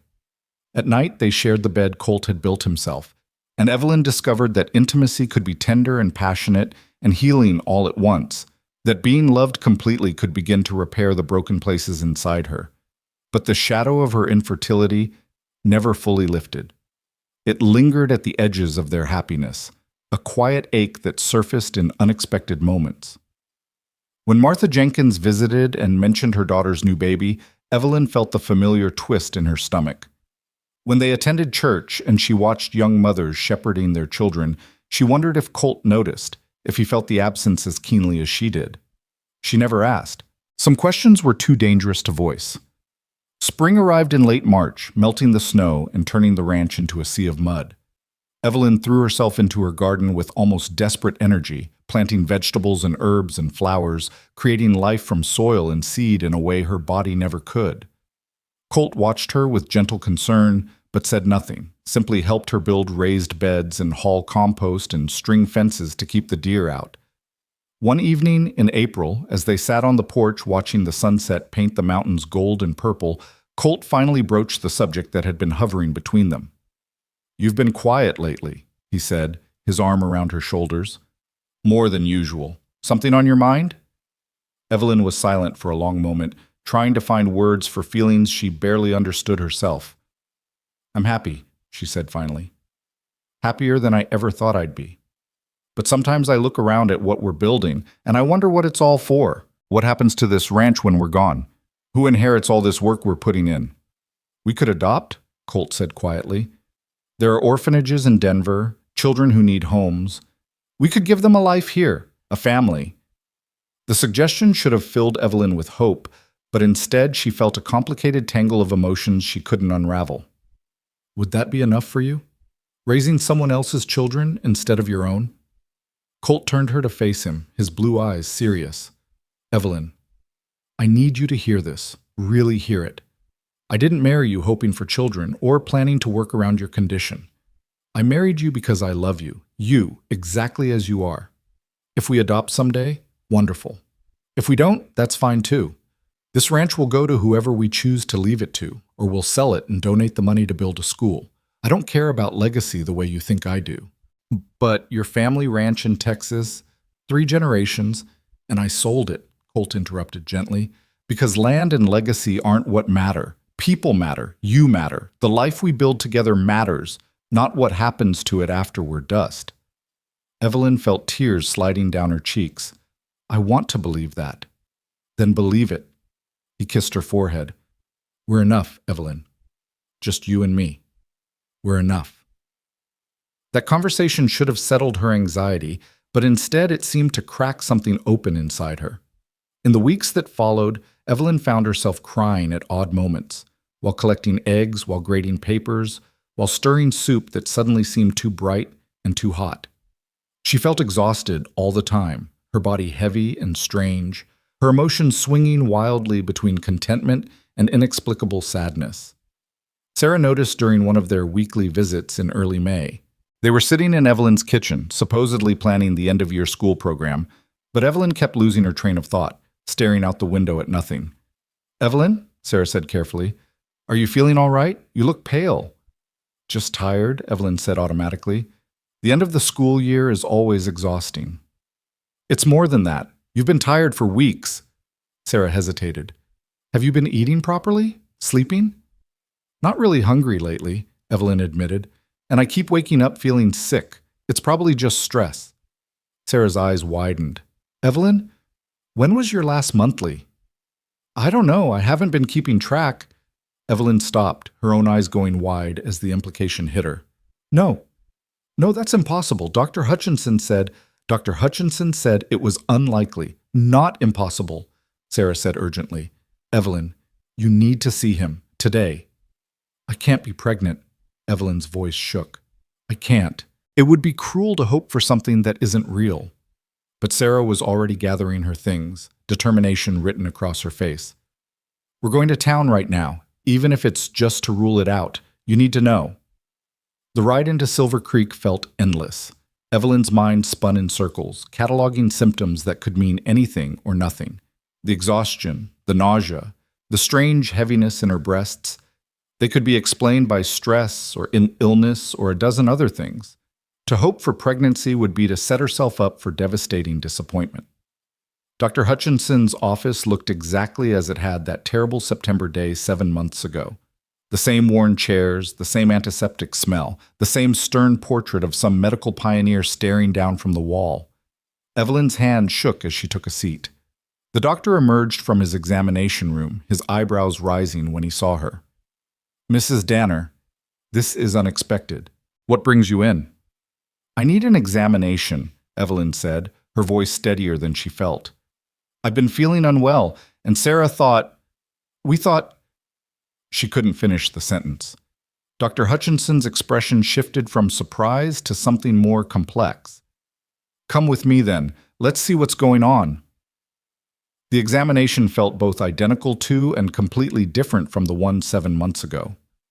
The same clinical touches, the same embarrassing vulnerability, but this time with a thread of desperate hope running through Evelyn's fear. When Dr. Hutchinson finally stepped back, his face was unreadable. Get dressed, Mrs. Danner. I'll speak with you in a moment. Those moments stretched into an eternity. Evelyn dressed with trembling hands, her mind simultaneously racing and blank. When she emerged, Dr. Hutchinson was seated at his desk, writing something in his ledger. He looked up, removed his spectacles, and studied her for a long moment. Mrs. Danner, he began slowly, when I examined you last September, I told you that pregnancy was virtually impossible. I based that assessment on 30 years of medical practice and what I believe to be a thorough understanding of your condition. Evelyn's heart was beating so hard she could hear it in her ears. However, Dr. Hutchinson continued, and something that might have been wonder crept into his voice. It appears that I was wrong. You are approximately 3 months pregnant. The room tilted. Evelyn gripped the arms of her chair, certain she'd misheard. What? You're with child, Mrs. Danner. I can feel the enlargement of your uterus, and your symptoms align perfectly with early pregnancy. He shook his head slowly. In 30 years, I've never been so happy to be proven wrong.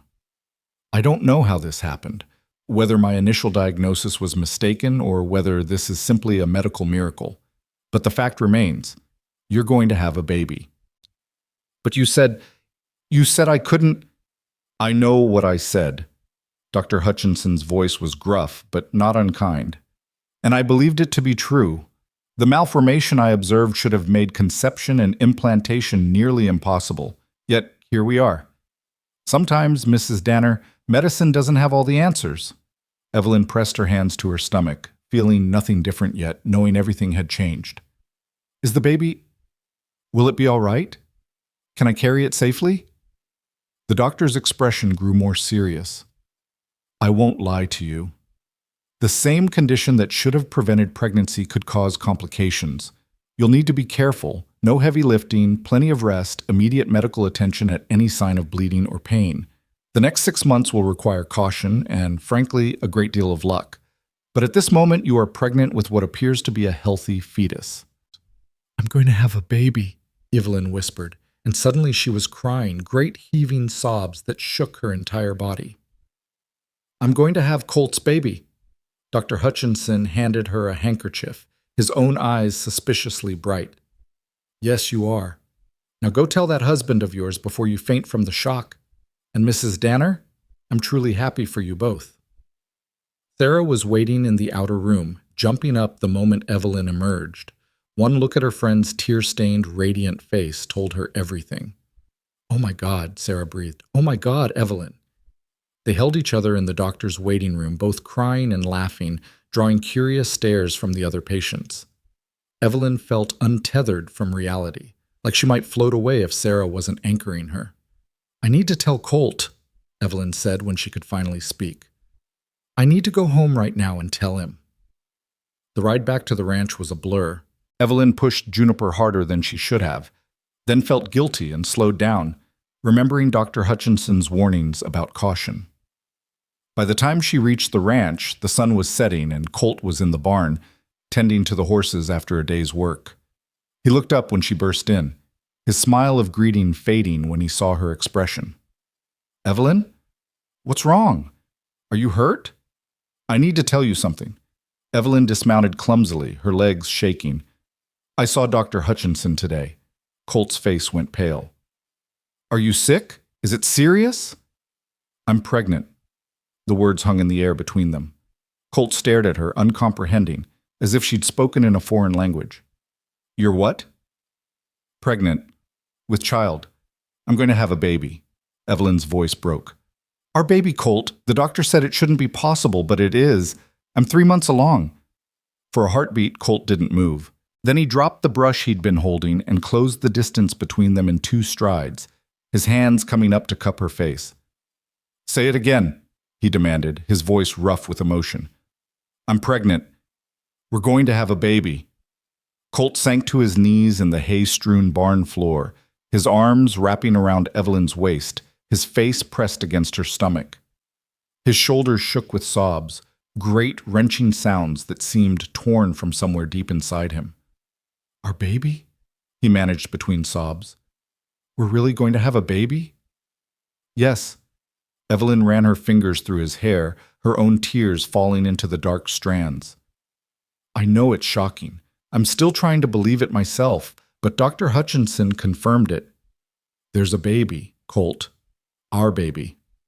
He looked up at her, his face wet with tears, his blue eyes blazing with joy and wonder and something like awe. I don't understand how this is possible. He said you couldn't. I know. He doesn't understand it either. He called it a miracle.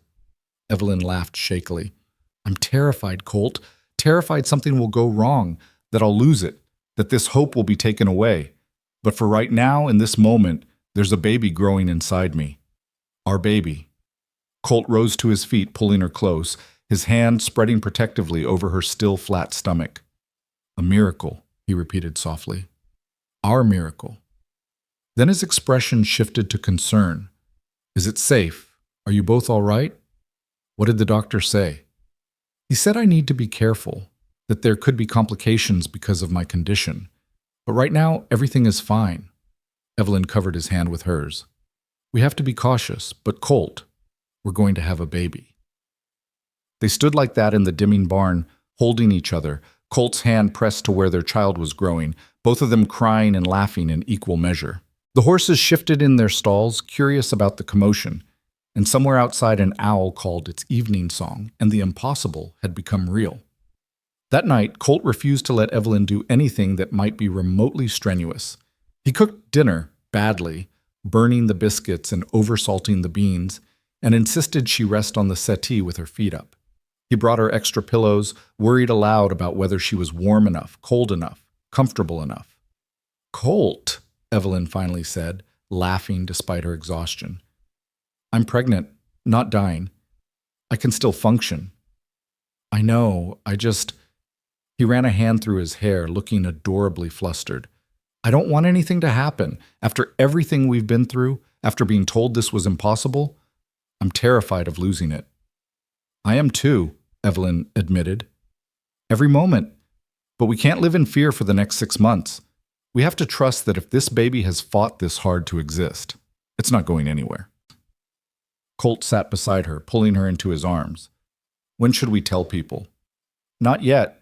Dr. Hutchinson said the first few months are the riskiest. Let's wait until we're sure everything is stable. Evelyn rested her head on his chest, listening to his heartbeat. Besides, I want to keep this secret a little longer. Just you and me and our miracle. Our miracle, Colt repeated, the words like a prayer. God, Evelyn, I can't believe this is real. Neither can I. The next weeks were a delicate balance of joy and anxiety. Evelyn continued teaching but found herself tiring more easily, needing afternoon naps that left her groggy but refreshed. Her stomach began to show the faintest swell. barely noticeable under her loose dresses but unmistakable to her own touch. Colt became even more protective, hovering and worrying, driving Evelyn to exasperation even as she loved him for it. Sarah kept the secret faithfully, though she could barely contain her excitement. She brought Evelyn books on pregnancy and childbirth, shared her own experiences, helped her begin planning for a nursery in the small room off the main bedroom. In mid-June, Evelyn woke in the middle of the night to sharp cramping in her abdomen.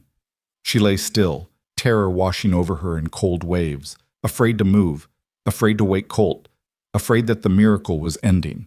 But after a few minutes, the cramping eased, and when she cautiously checked, there was no bleeding. Just her body adjusting, she told herself. Just normal pregnancy discomfort. But the scare made her realize she couldn't keep teaching. The daily ride into town, the physical demands of managing a classroom of energetic children, it was too risky. With Colt's full support, she resigned her position at the end of the school year, her letter to the school board citing only personal circumstances without elaboration. The gossips, of course, had a field day speculating about why the newlywed teacher was suddenly leaving her position. Some whispered scandal, others suggested marital trouble. Let them talk, Evelyn thought. Soon enough, they'd know the truth. She chose to reveal her pregnancy in July, when she was nearly 5 months along and the swell of her belly could no longer be concealed. They told Colt's closest friends first, Tom and Martha Jenkins, who reacted with stunned delight and immediate concern. Martha hugged Evelyn so tightly that Colt had to gently remind her to be careful. "A baby," Martha kept saying, shaking her head. "After what that doctor told you, it's a genuine miracle." Word spread through the ranching community rapidly, and the response was overwhelmingly positive. But telling the town proper, that was different. The Sunday Evelyn and Colt walked into church with her pregnancy obvious, the whispers exploded like wildfire. She could feel eyes on her swollen belly, heard the shocked murmurs, saw Mrs. Patterson's face go through a fascinating series of expressions. Surprise, disbelief, suspicion, and finally, sour disappointment that her predictions of Evelyn's barrenness had been proven wrong. After the service, as Evelyn and Colt made their way to their wagon, Mrs. Patterson intercepted them. "Mrs. Danner," she said, her voice dripping with false sweetness, "how wonderful that you're expecting, though one does wonder, given Dr. Hutchinson's very clear diagnosis, whether there might have been some misunderstanding about your condition." The implication was clear and vicious, that Evelyn had lied about being infertile to trap Colt into marriage, or worse, that the child wasn't his. Before Evelyn could respond, Colt stepped forward, his voice dangerously quiet. "Ma'am, I'm going to say this once and only once. My wife's medical history is none of your concern.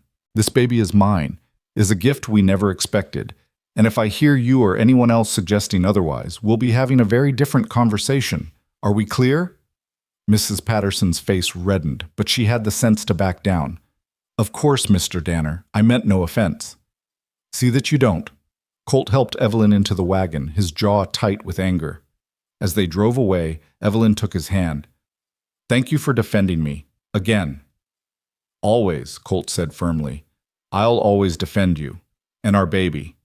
But despite Colt's defense, the damage was done.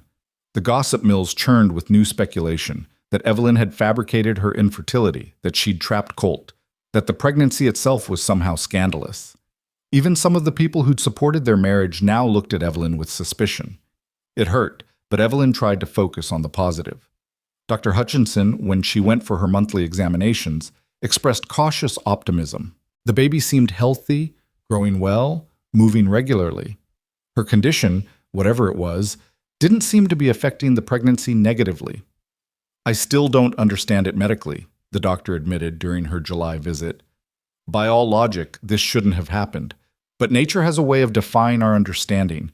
Just continue being careful." As summer deepened into August, Evelyn's body transformed in ways that amazed and sometimes frightened her. Her belly swelled round and firm, the baby's movements becoming strong enough that Colt could feel them too. His face the first time he felt the baby kick was something Evelyn would treasure forever. Wonder and joy and tears all mingled together. "That's our baby," he'd whispered, his hand spread across her stomach. our actual baby, moving inside you.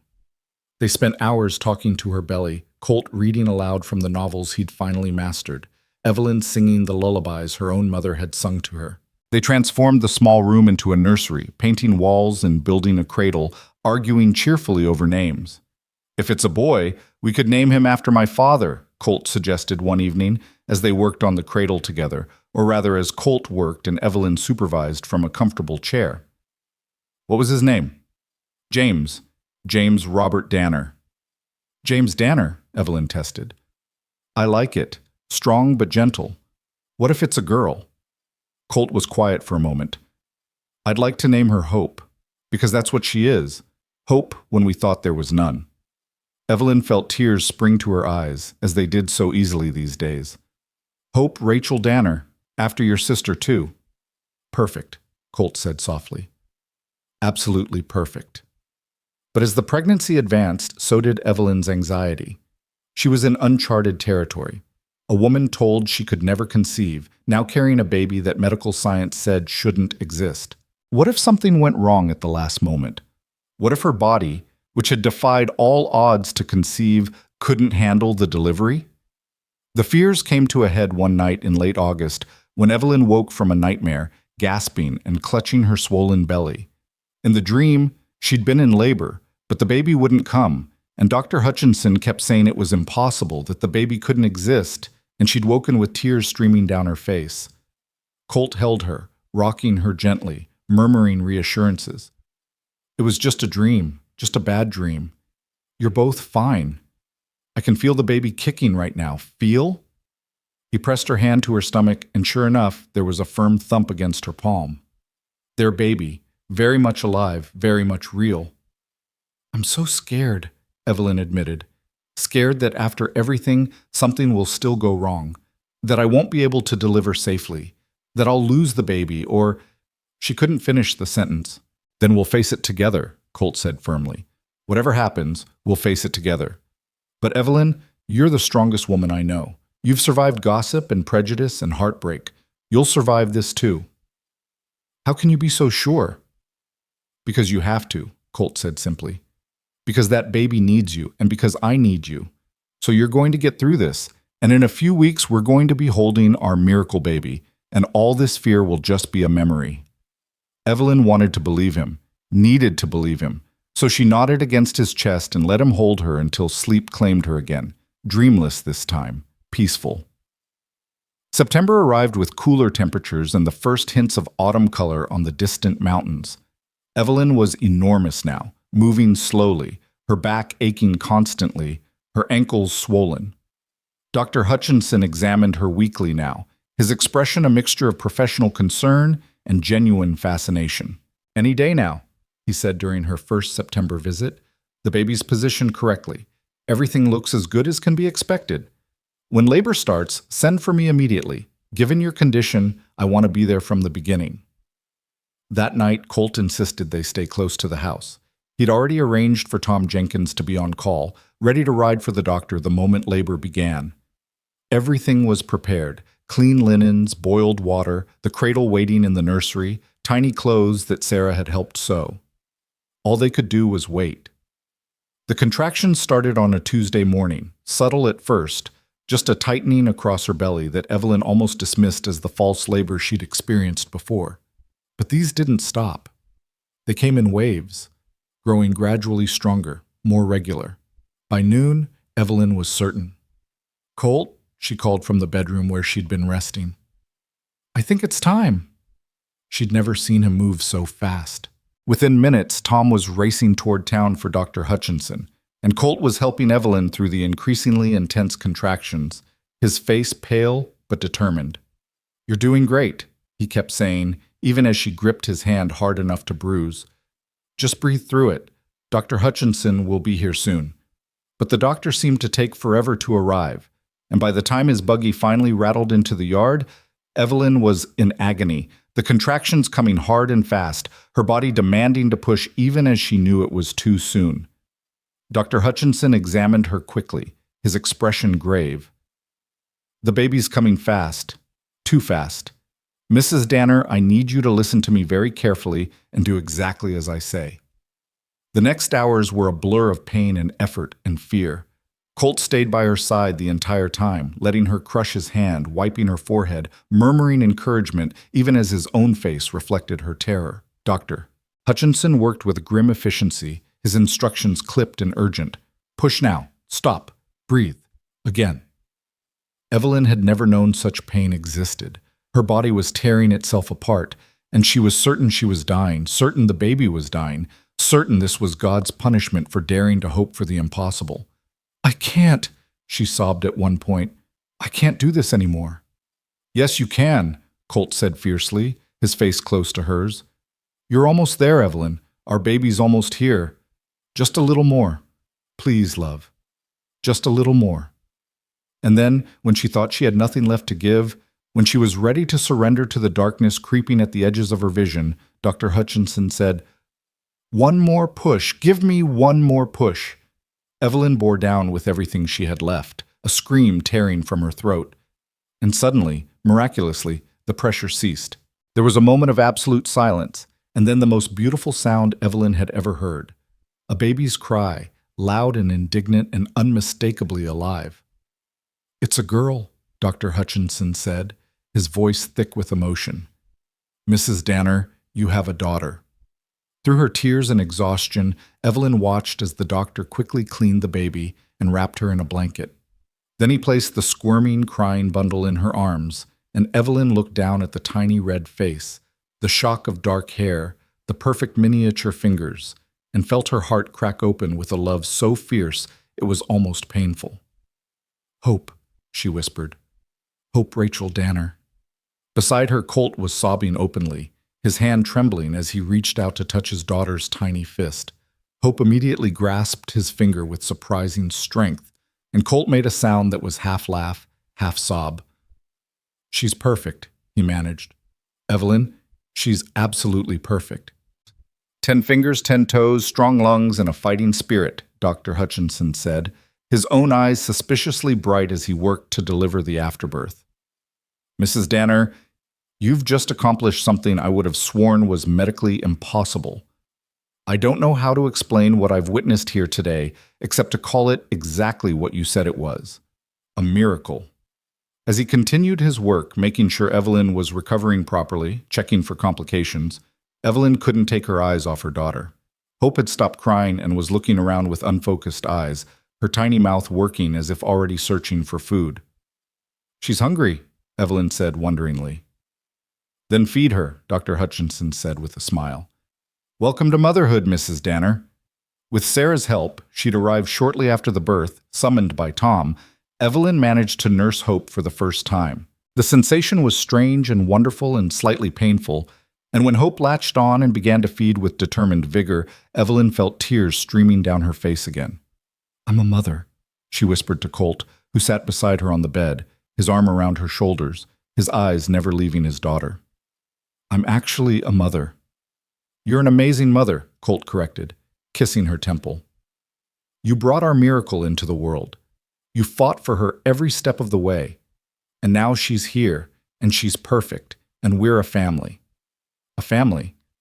The word that had once meant only pain and loss and impossibility now meant this: a tiny baby nursing at her breast, a husband holding them both with infinite gentleness, a home filled with love and hope and the promise of tomorrow. As evening fell and Dr. Hutchinson finally packed his instruments and prepared to leave, he paused at the bedroom door. "Mrs. Danner," he said quietly, "I owe you an apology. When I told you that you would never bear children, I spoke with certainty born of medical training and experience. But I failed to account for the one thing that no amount of medical knowledge can predict: the resilience of the human spirit and the mystery of creation itself. You've taught this old doctor a valuable lesson about humility." "You were doing your best with the knowledge you had," Evelyn said graciously.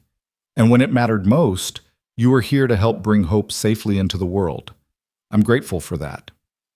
After he left, after Sarah had tidied up and promised to return in the morning, after the lamps were dimmed and the house was quiet, except for Hope's soft breathing from her cradle beside the bed, Colt pulled Evelyn close. "How are you feeling?" he asked softly.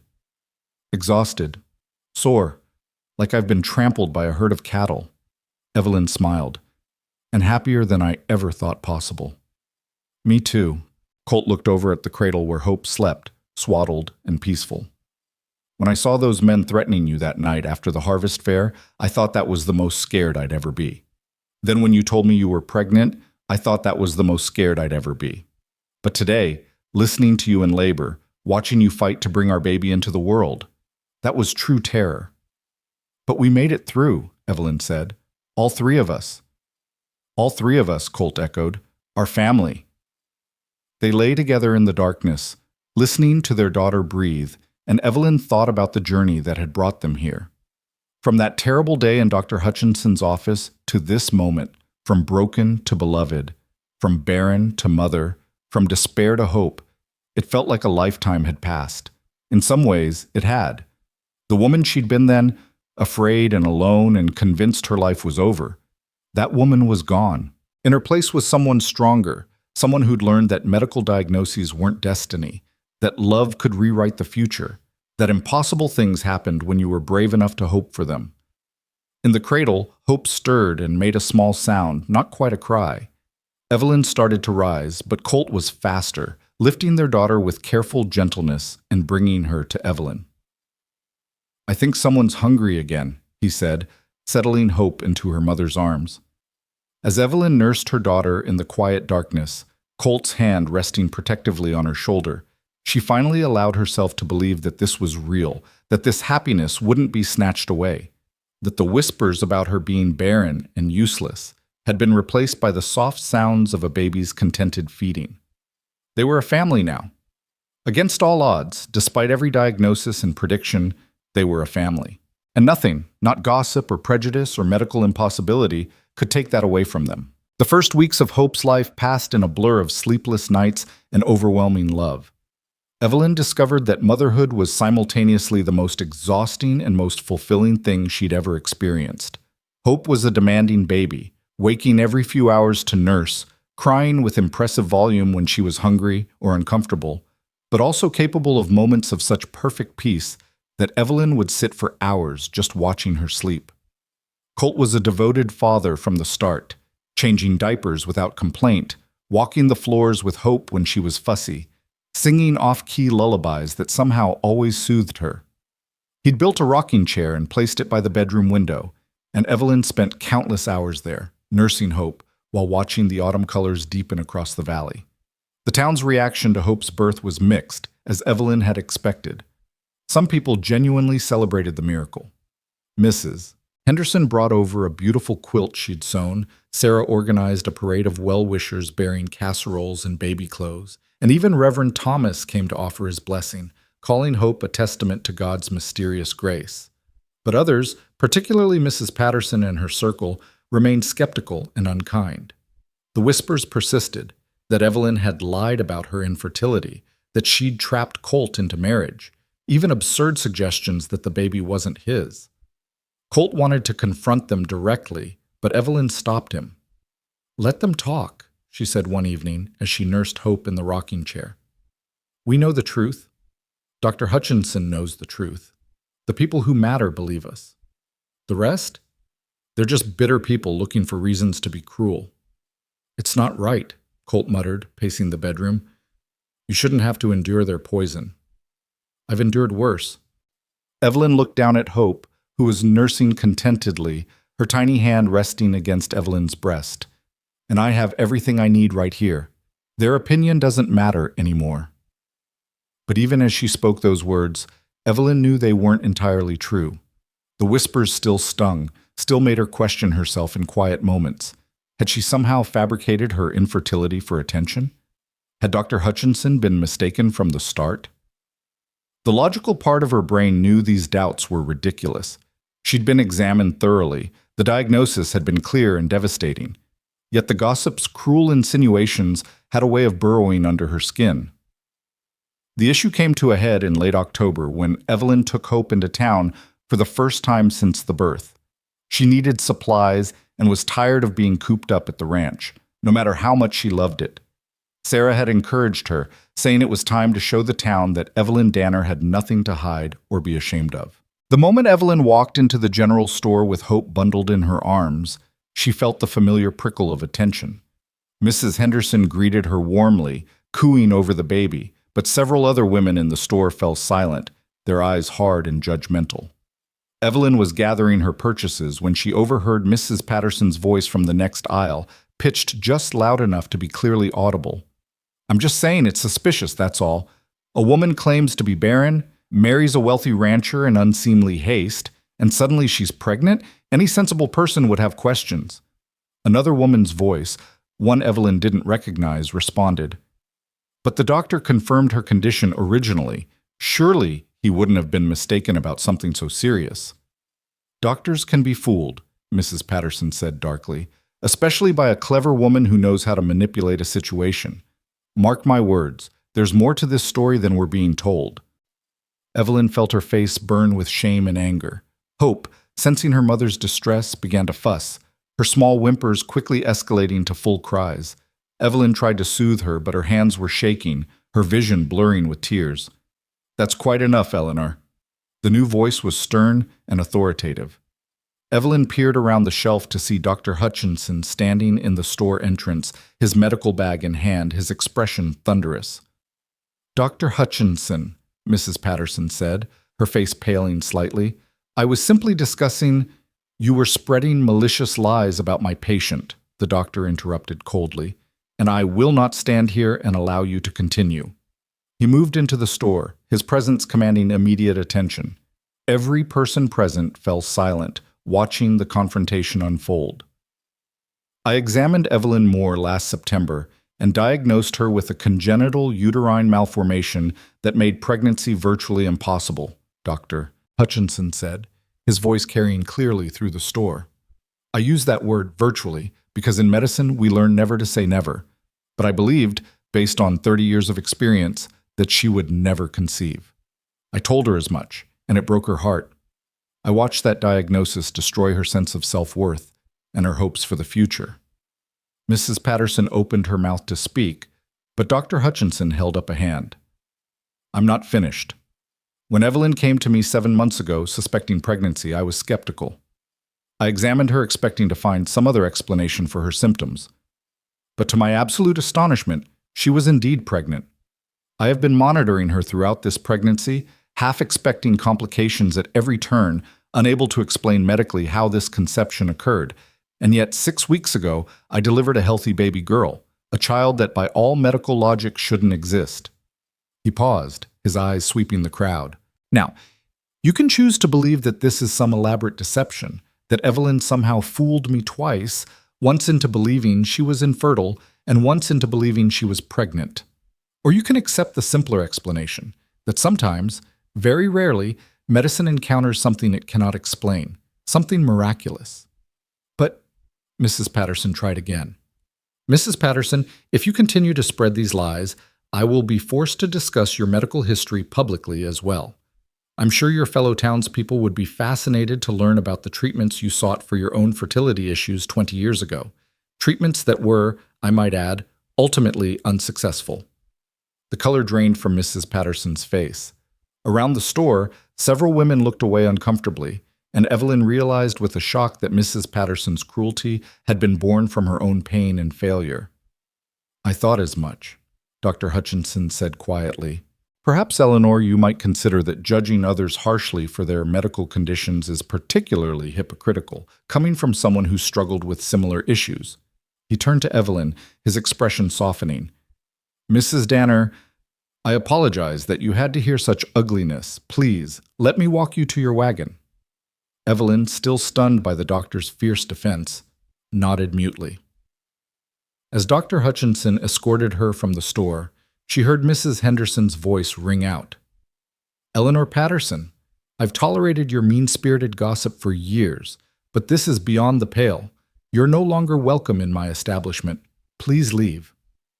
Outside, in the crisp autumn air, Evelyn finally found her voice. "Dr. Hutchinson, thank you. You didn't have to—" "Yes, I did." The doctor's face was stern. I failed you once by delivering a diagnosis that shattered your world. The least I can do is defend your reputation now. What misses? Patterson was insinuating is not just unkind, it's medically irresponsible and potentially slanderous. Hope had calmed in the fresh air and was now looking around with unfocused curiosity. Dr. Hutchinson smiled down at her. Besides, this little one is living proof that medicine doesn't have all the answers.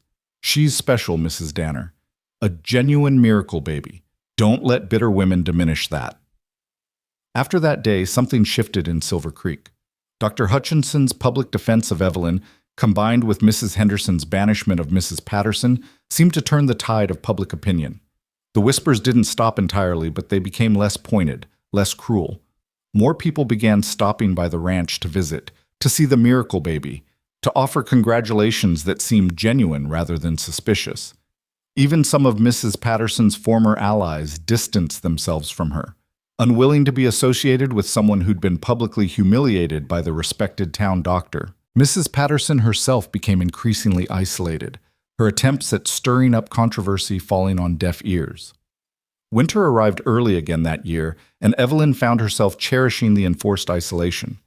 The ranch became their cocoon, their safe haven from the outside world.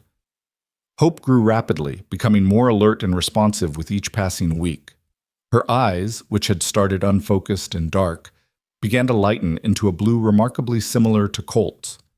Her personality emerged. She was a happy baby, quick to smile, fascinated by everything around her. "She has your curiosity," Colt observed one evening, watching Hope track a dust mote floating in the lamplight with intense concentration. "Always studying things, trying to figure out how they work." "And your stubbornness," Evelyn replied with a laugh. "She knows exactly what she wants and isn't shy about demanding it." Christmas came and went in a blur of joy. It was Hope's first Christmas, and though she was too young to understand, Evelyn and Colt celebrated with fervor, decorating the house with pine boughs, roasting a goose, exchanging small gifts. Colt had carved a set of wooden blocks for Hope, each one carefully sanded smooth, and Evelyn had sewn her a warm winter coat from soft wool. On Christmas Eve, as they sat by the fire with Hope between them on the floor, exploring her new blocks with chubby fingers, Colt took Evelyn's hand. "A year ago today, we got married," he said softly. "Do you remember how scared we both were? How impossible all of this seemed?" "I remember thinking I didn't deserve to be so happy," Evelyn admitted. "That something would go wrong, that you'd realize you'd made a mistake." "And now?" Evelyn looked around their home, at the Christmas decorations, at their daughter happily gnawing on a wooden block, at her husband's face glowing in the firelight. "Now I think maybe I'm finally learning to accept that good things can last, that miracles don't have to be fragile." "Good," Colt said, kissing her hand, "because I have something to tell you." Evelyn's heart skipped. "What is it?" "Tom Jenkins approached me last week about buying some of his land, the parcel that borders our eastern fence. It would nearly double the size of our ranch." Colt's eyes were bright with excitement. "We could run more cattle, plant more crops, build something really substantial to pass on to Hope, and—" He paused, suddenly uncertain. "That is, if you'd want to consider—" "More children?" Evelyn finished softly. The thought had been hovering in her mind for weeks, but she'd been afraid to voice it. Afraid to seem greedy for wanting another miracle when one had already been granted. "I know it's probably impossible," Colt said quickly. "Dr. Hutchinson said Hope was a one-time miracle, but I can't help thinking that if it happened once, maybe it could happen again?" Evelyn smiled, feeling a familiar flutter of hope mixed with fear. "I've been thinking the same thing, but I'm also terrified. What if I can't? What if Hope really was our only miracle? What if hoping for more is selfish?" Colt pulled her close, careful not to disturb Hope, who had dozed off with the block still clutched in her hand. "Then hope is enough, more than enough. But if we're blessed with another child, I won't question it. I'll just be grateful." The conversation stayed with Evelyn through the winter months. She and Colt were careful not to prevent pregnancy, but also tried not to obsess over it. Months passed, January, February, March, and Evelyn told herself she was content with the family they had.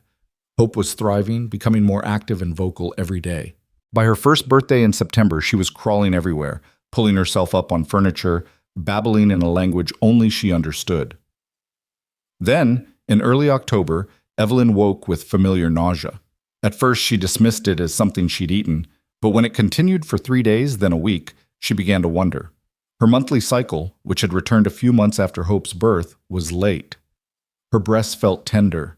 She was exhausted despite getting decent sleep. She waited another week before mentioning it to Colt, afraid to hope, afraid to disappoint. "I think I might be pregnant again," she finally said one evening after Hope had been put to bed. Colt's fork clattered to his plate. "Are you sure?" "No, but the signs are there. The same ones I had with Hope." Evelyn twisted her napkin nervously. "I'm going to see Dr. Hutchinson tomorrow. I need to know for certain before I let myself believe it." The doctor's examination the next day confirmed what Evelyn had suspected. She was approximately 6 weeks pregnant with their second child. "This is extraordinary," Dr. Hutchinson said, shaking his head in wonder. "Twice.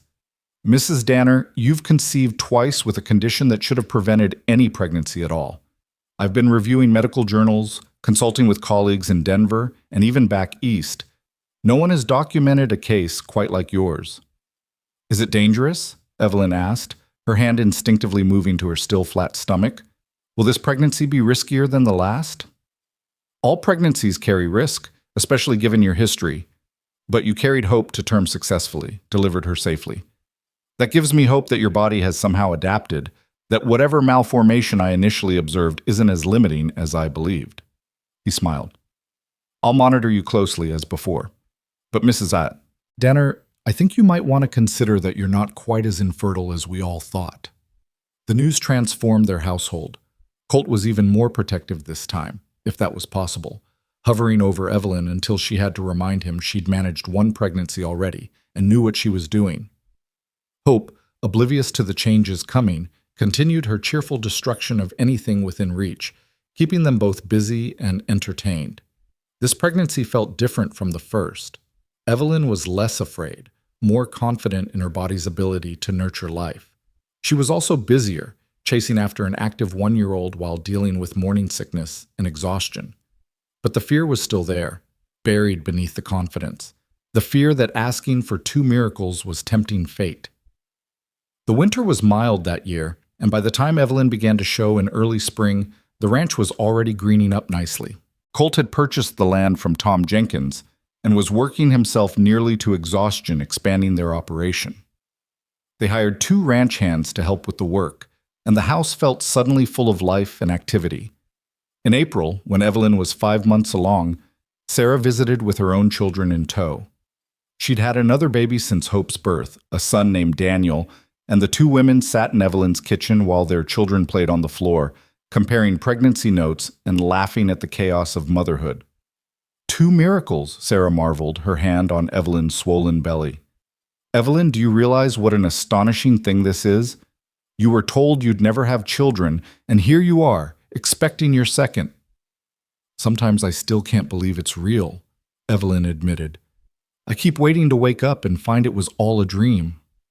"It's not a dream. It's your life, the life you fought for and deserved." Sarah squeezed her hand. "And I'm so incredibly happy for you." The pregnancy progressed smoothly, much to everyone's relief.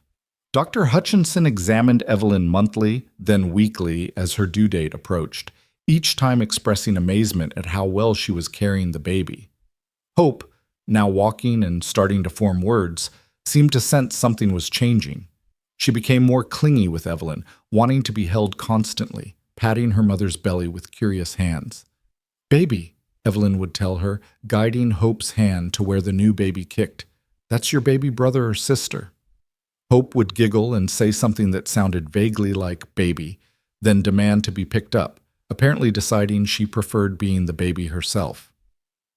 Labor started on a warm June evening, nearly 2 years to the day after Hope's birth.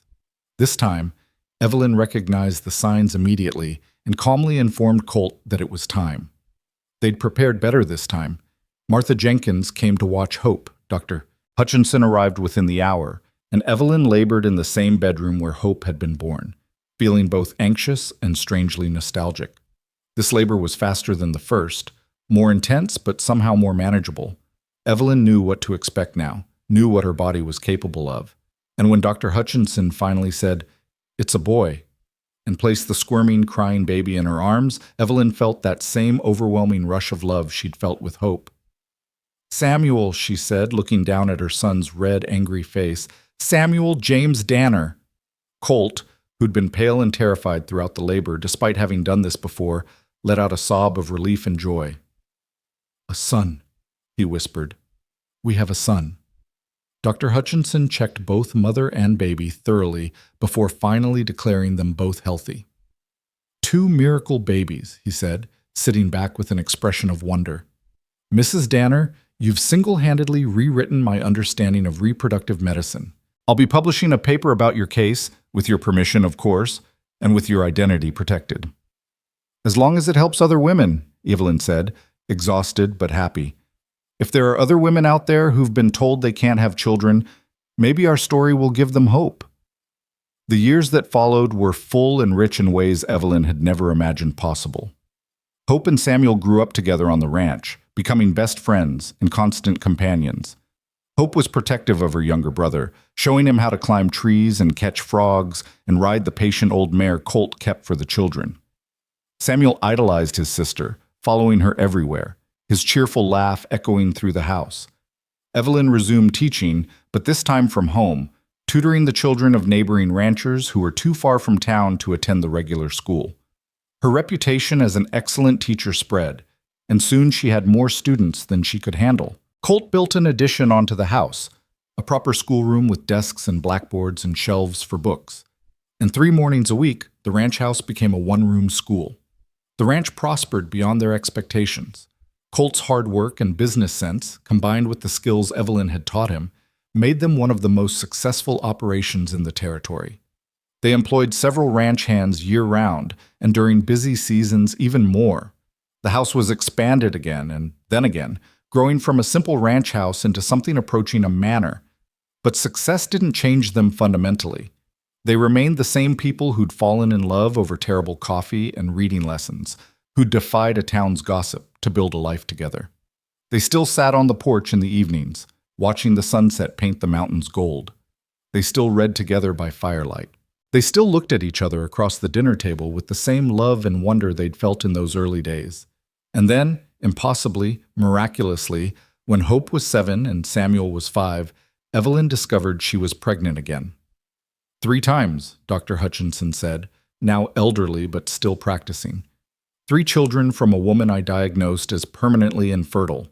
Mrs. Danner, you are a walking medical mystery, and I am in awe. This 3rd pregnancy resulted in twin girls, born on a snowy December morning when Evelyn was 42 years old. They named them Emma and Grace, and their arrival completed the family in ways Evelyn hadn't known were missing. Silver Creek had changed over the years as well. Mrs. Patterson had passed away, bitter and alone. Mrs. Henderson had retired, passing the general store to her son.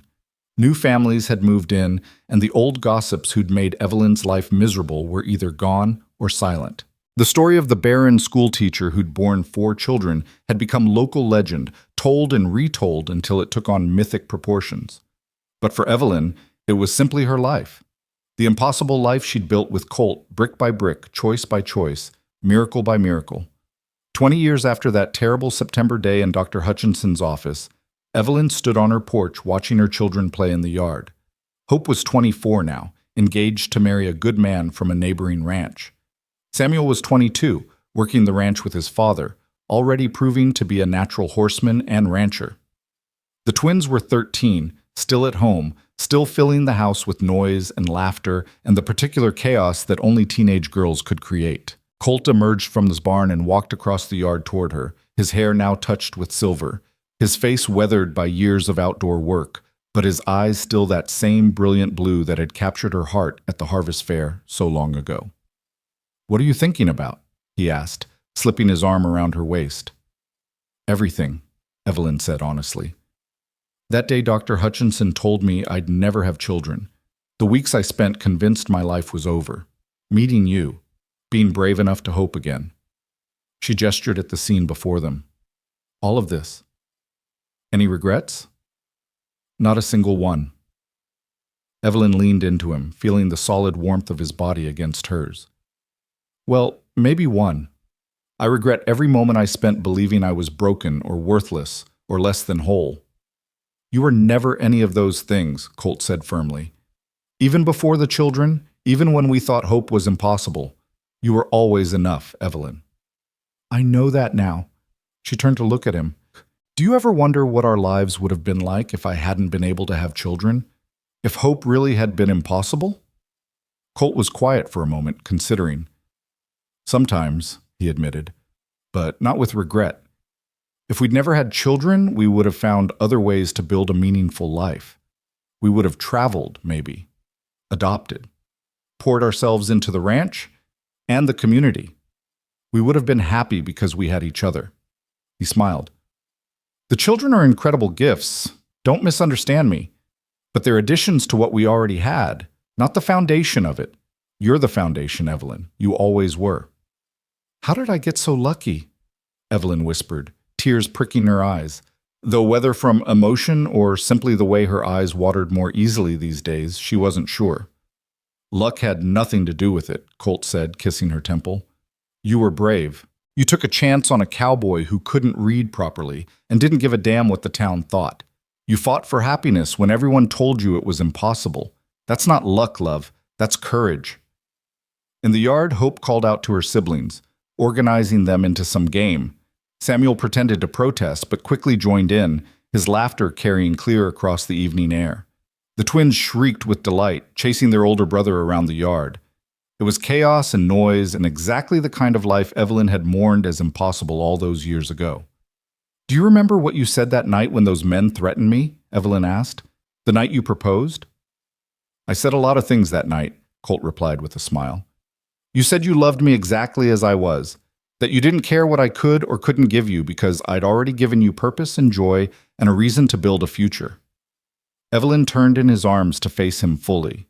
I think about those words often, because they were true then and they're still true now. The children are wonderful, but they're not why we work. We work because we chose each other when it was hard, when the world said it was foolish, when hope seemed impossible. We did choose each other, Colt agreed, and I'd make the same choice again every single day. They stood together on the porch as the sun set behind the mountains, painting the sky in shades of amber and rose and deep purple. The children's laughter echoed through the valley, and smoke rose from the chimney of the home they'd built together.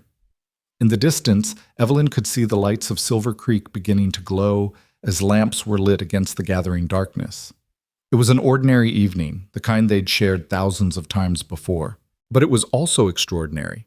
Proof that impossible things became possible when you were brave enough to hope for them, when you found someone who saw your worth, even when the world said you had none, when you chose love over fear.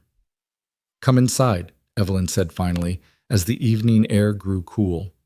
The children will be hungry, and I need to start supper. In a minute, Colt said, pulling her closer. I just want to stand here with you a little longer.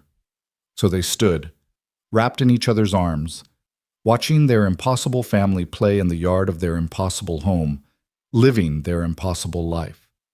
And Evelyn thought about that young woman who'd walked out of Dr. Hutchinson's office, convinced her world had ended, and she wished she could go back and tell her that endings were sometimes just beginnings in disguise, that broken things could still bloom, that the whispers about being barren and alone would one day be replaced by laughter and love and a house full of miracles. But she couldn't go back, could only move forward. So she squeezed her husband's hand, called her children in for supper, and stepped into the warm, bright house that had been built on hope and love, and the stubborn refusal to accept that impossible meant never. And as the door closed behind them, shutting out the gathering night, Evelyn heard Hope's voice asking what was for dinner, Samuel's teasing response, the twins giggling, and Colt's deep laugh joining the chorus. This was her life. The life that shouldn't have existed, but did.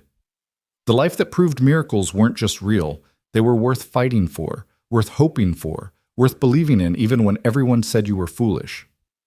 The woman they'd called barren had borne 4 children. The woman they'd pitied had found joy. The woman they'd whispered about had proven them all wrong. And now, surrounded by the family that medical science said was impossible, Evelyn Moore Danner finally understood the truth that had eluded her in that terrible September. Her worth had never been tied to her ability to bear children, but somewhere along the way, bearing children had helped her see her own worth. It was a subtle distinction, but an important one. She hadn't needed children to be whole. She'd been whole all along. But loving them, raising them, watching them grow, had taught her to love herself, to see herself through Colt's eyes rather than through the harsh judgment of a small-minded town. And that, perhaps, was the greatest miracle of all. Not the impossible pregnancies or the healthy births or the 4 thriving children, but the journey from broken to whole, from worthless to valued, from alone to beloved. That transformation couldn't be explained by medicine or science or logic. It could only be explained by hope and love and the courage to keep believing even when belief seemed foolish. As Evelyn set the table for supper, listening to her family's cheerful chaos, she smiled. The whispers had been wrong. She hadn't been infertile and alone. She'd been waiting for the right moment, the right person, the right miracle. And when it came, in the form of a Texas cowboy with sky-blue eyes and a heart big enough to hold all her broken pieces, she'd been brave enough to reach for it. That bravery had changed everything.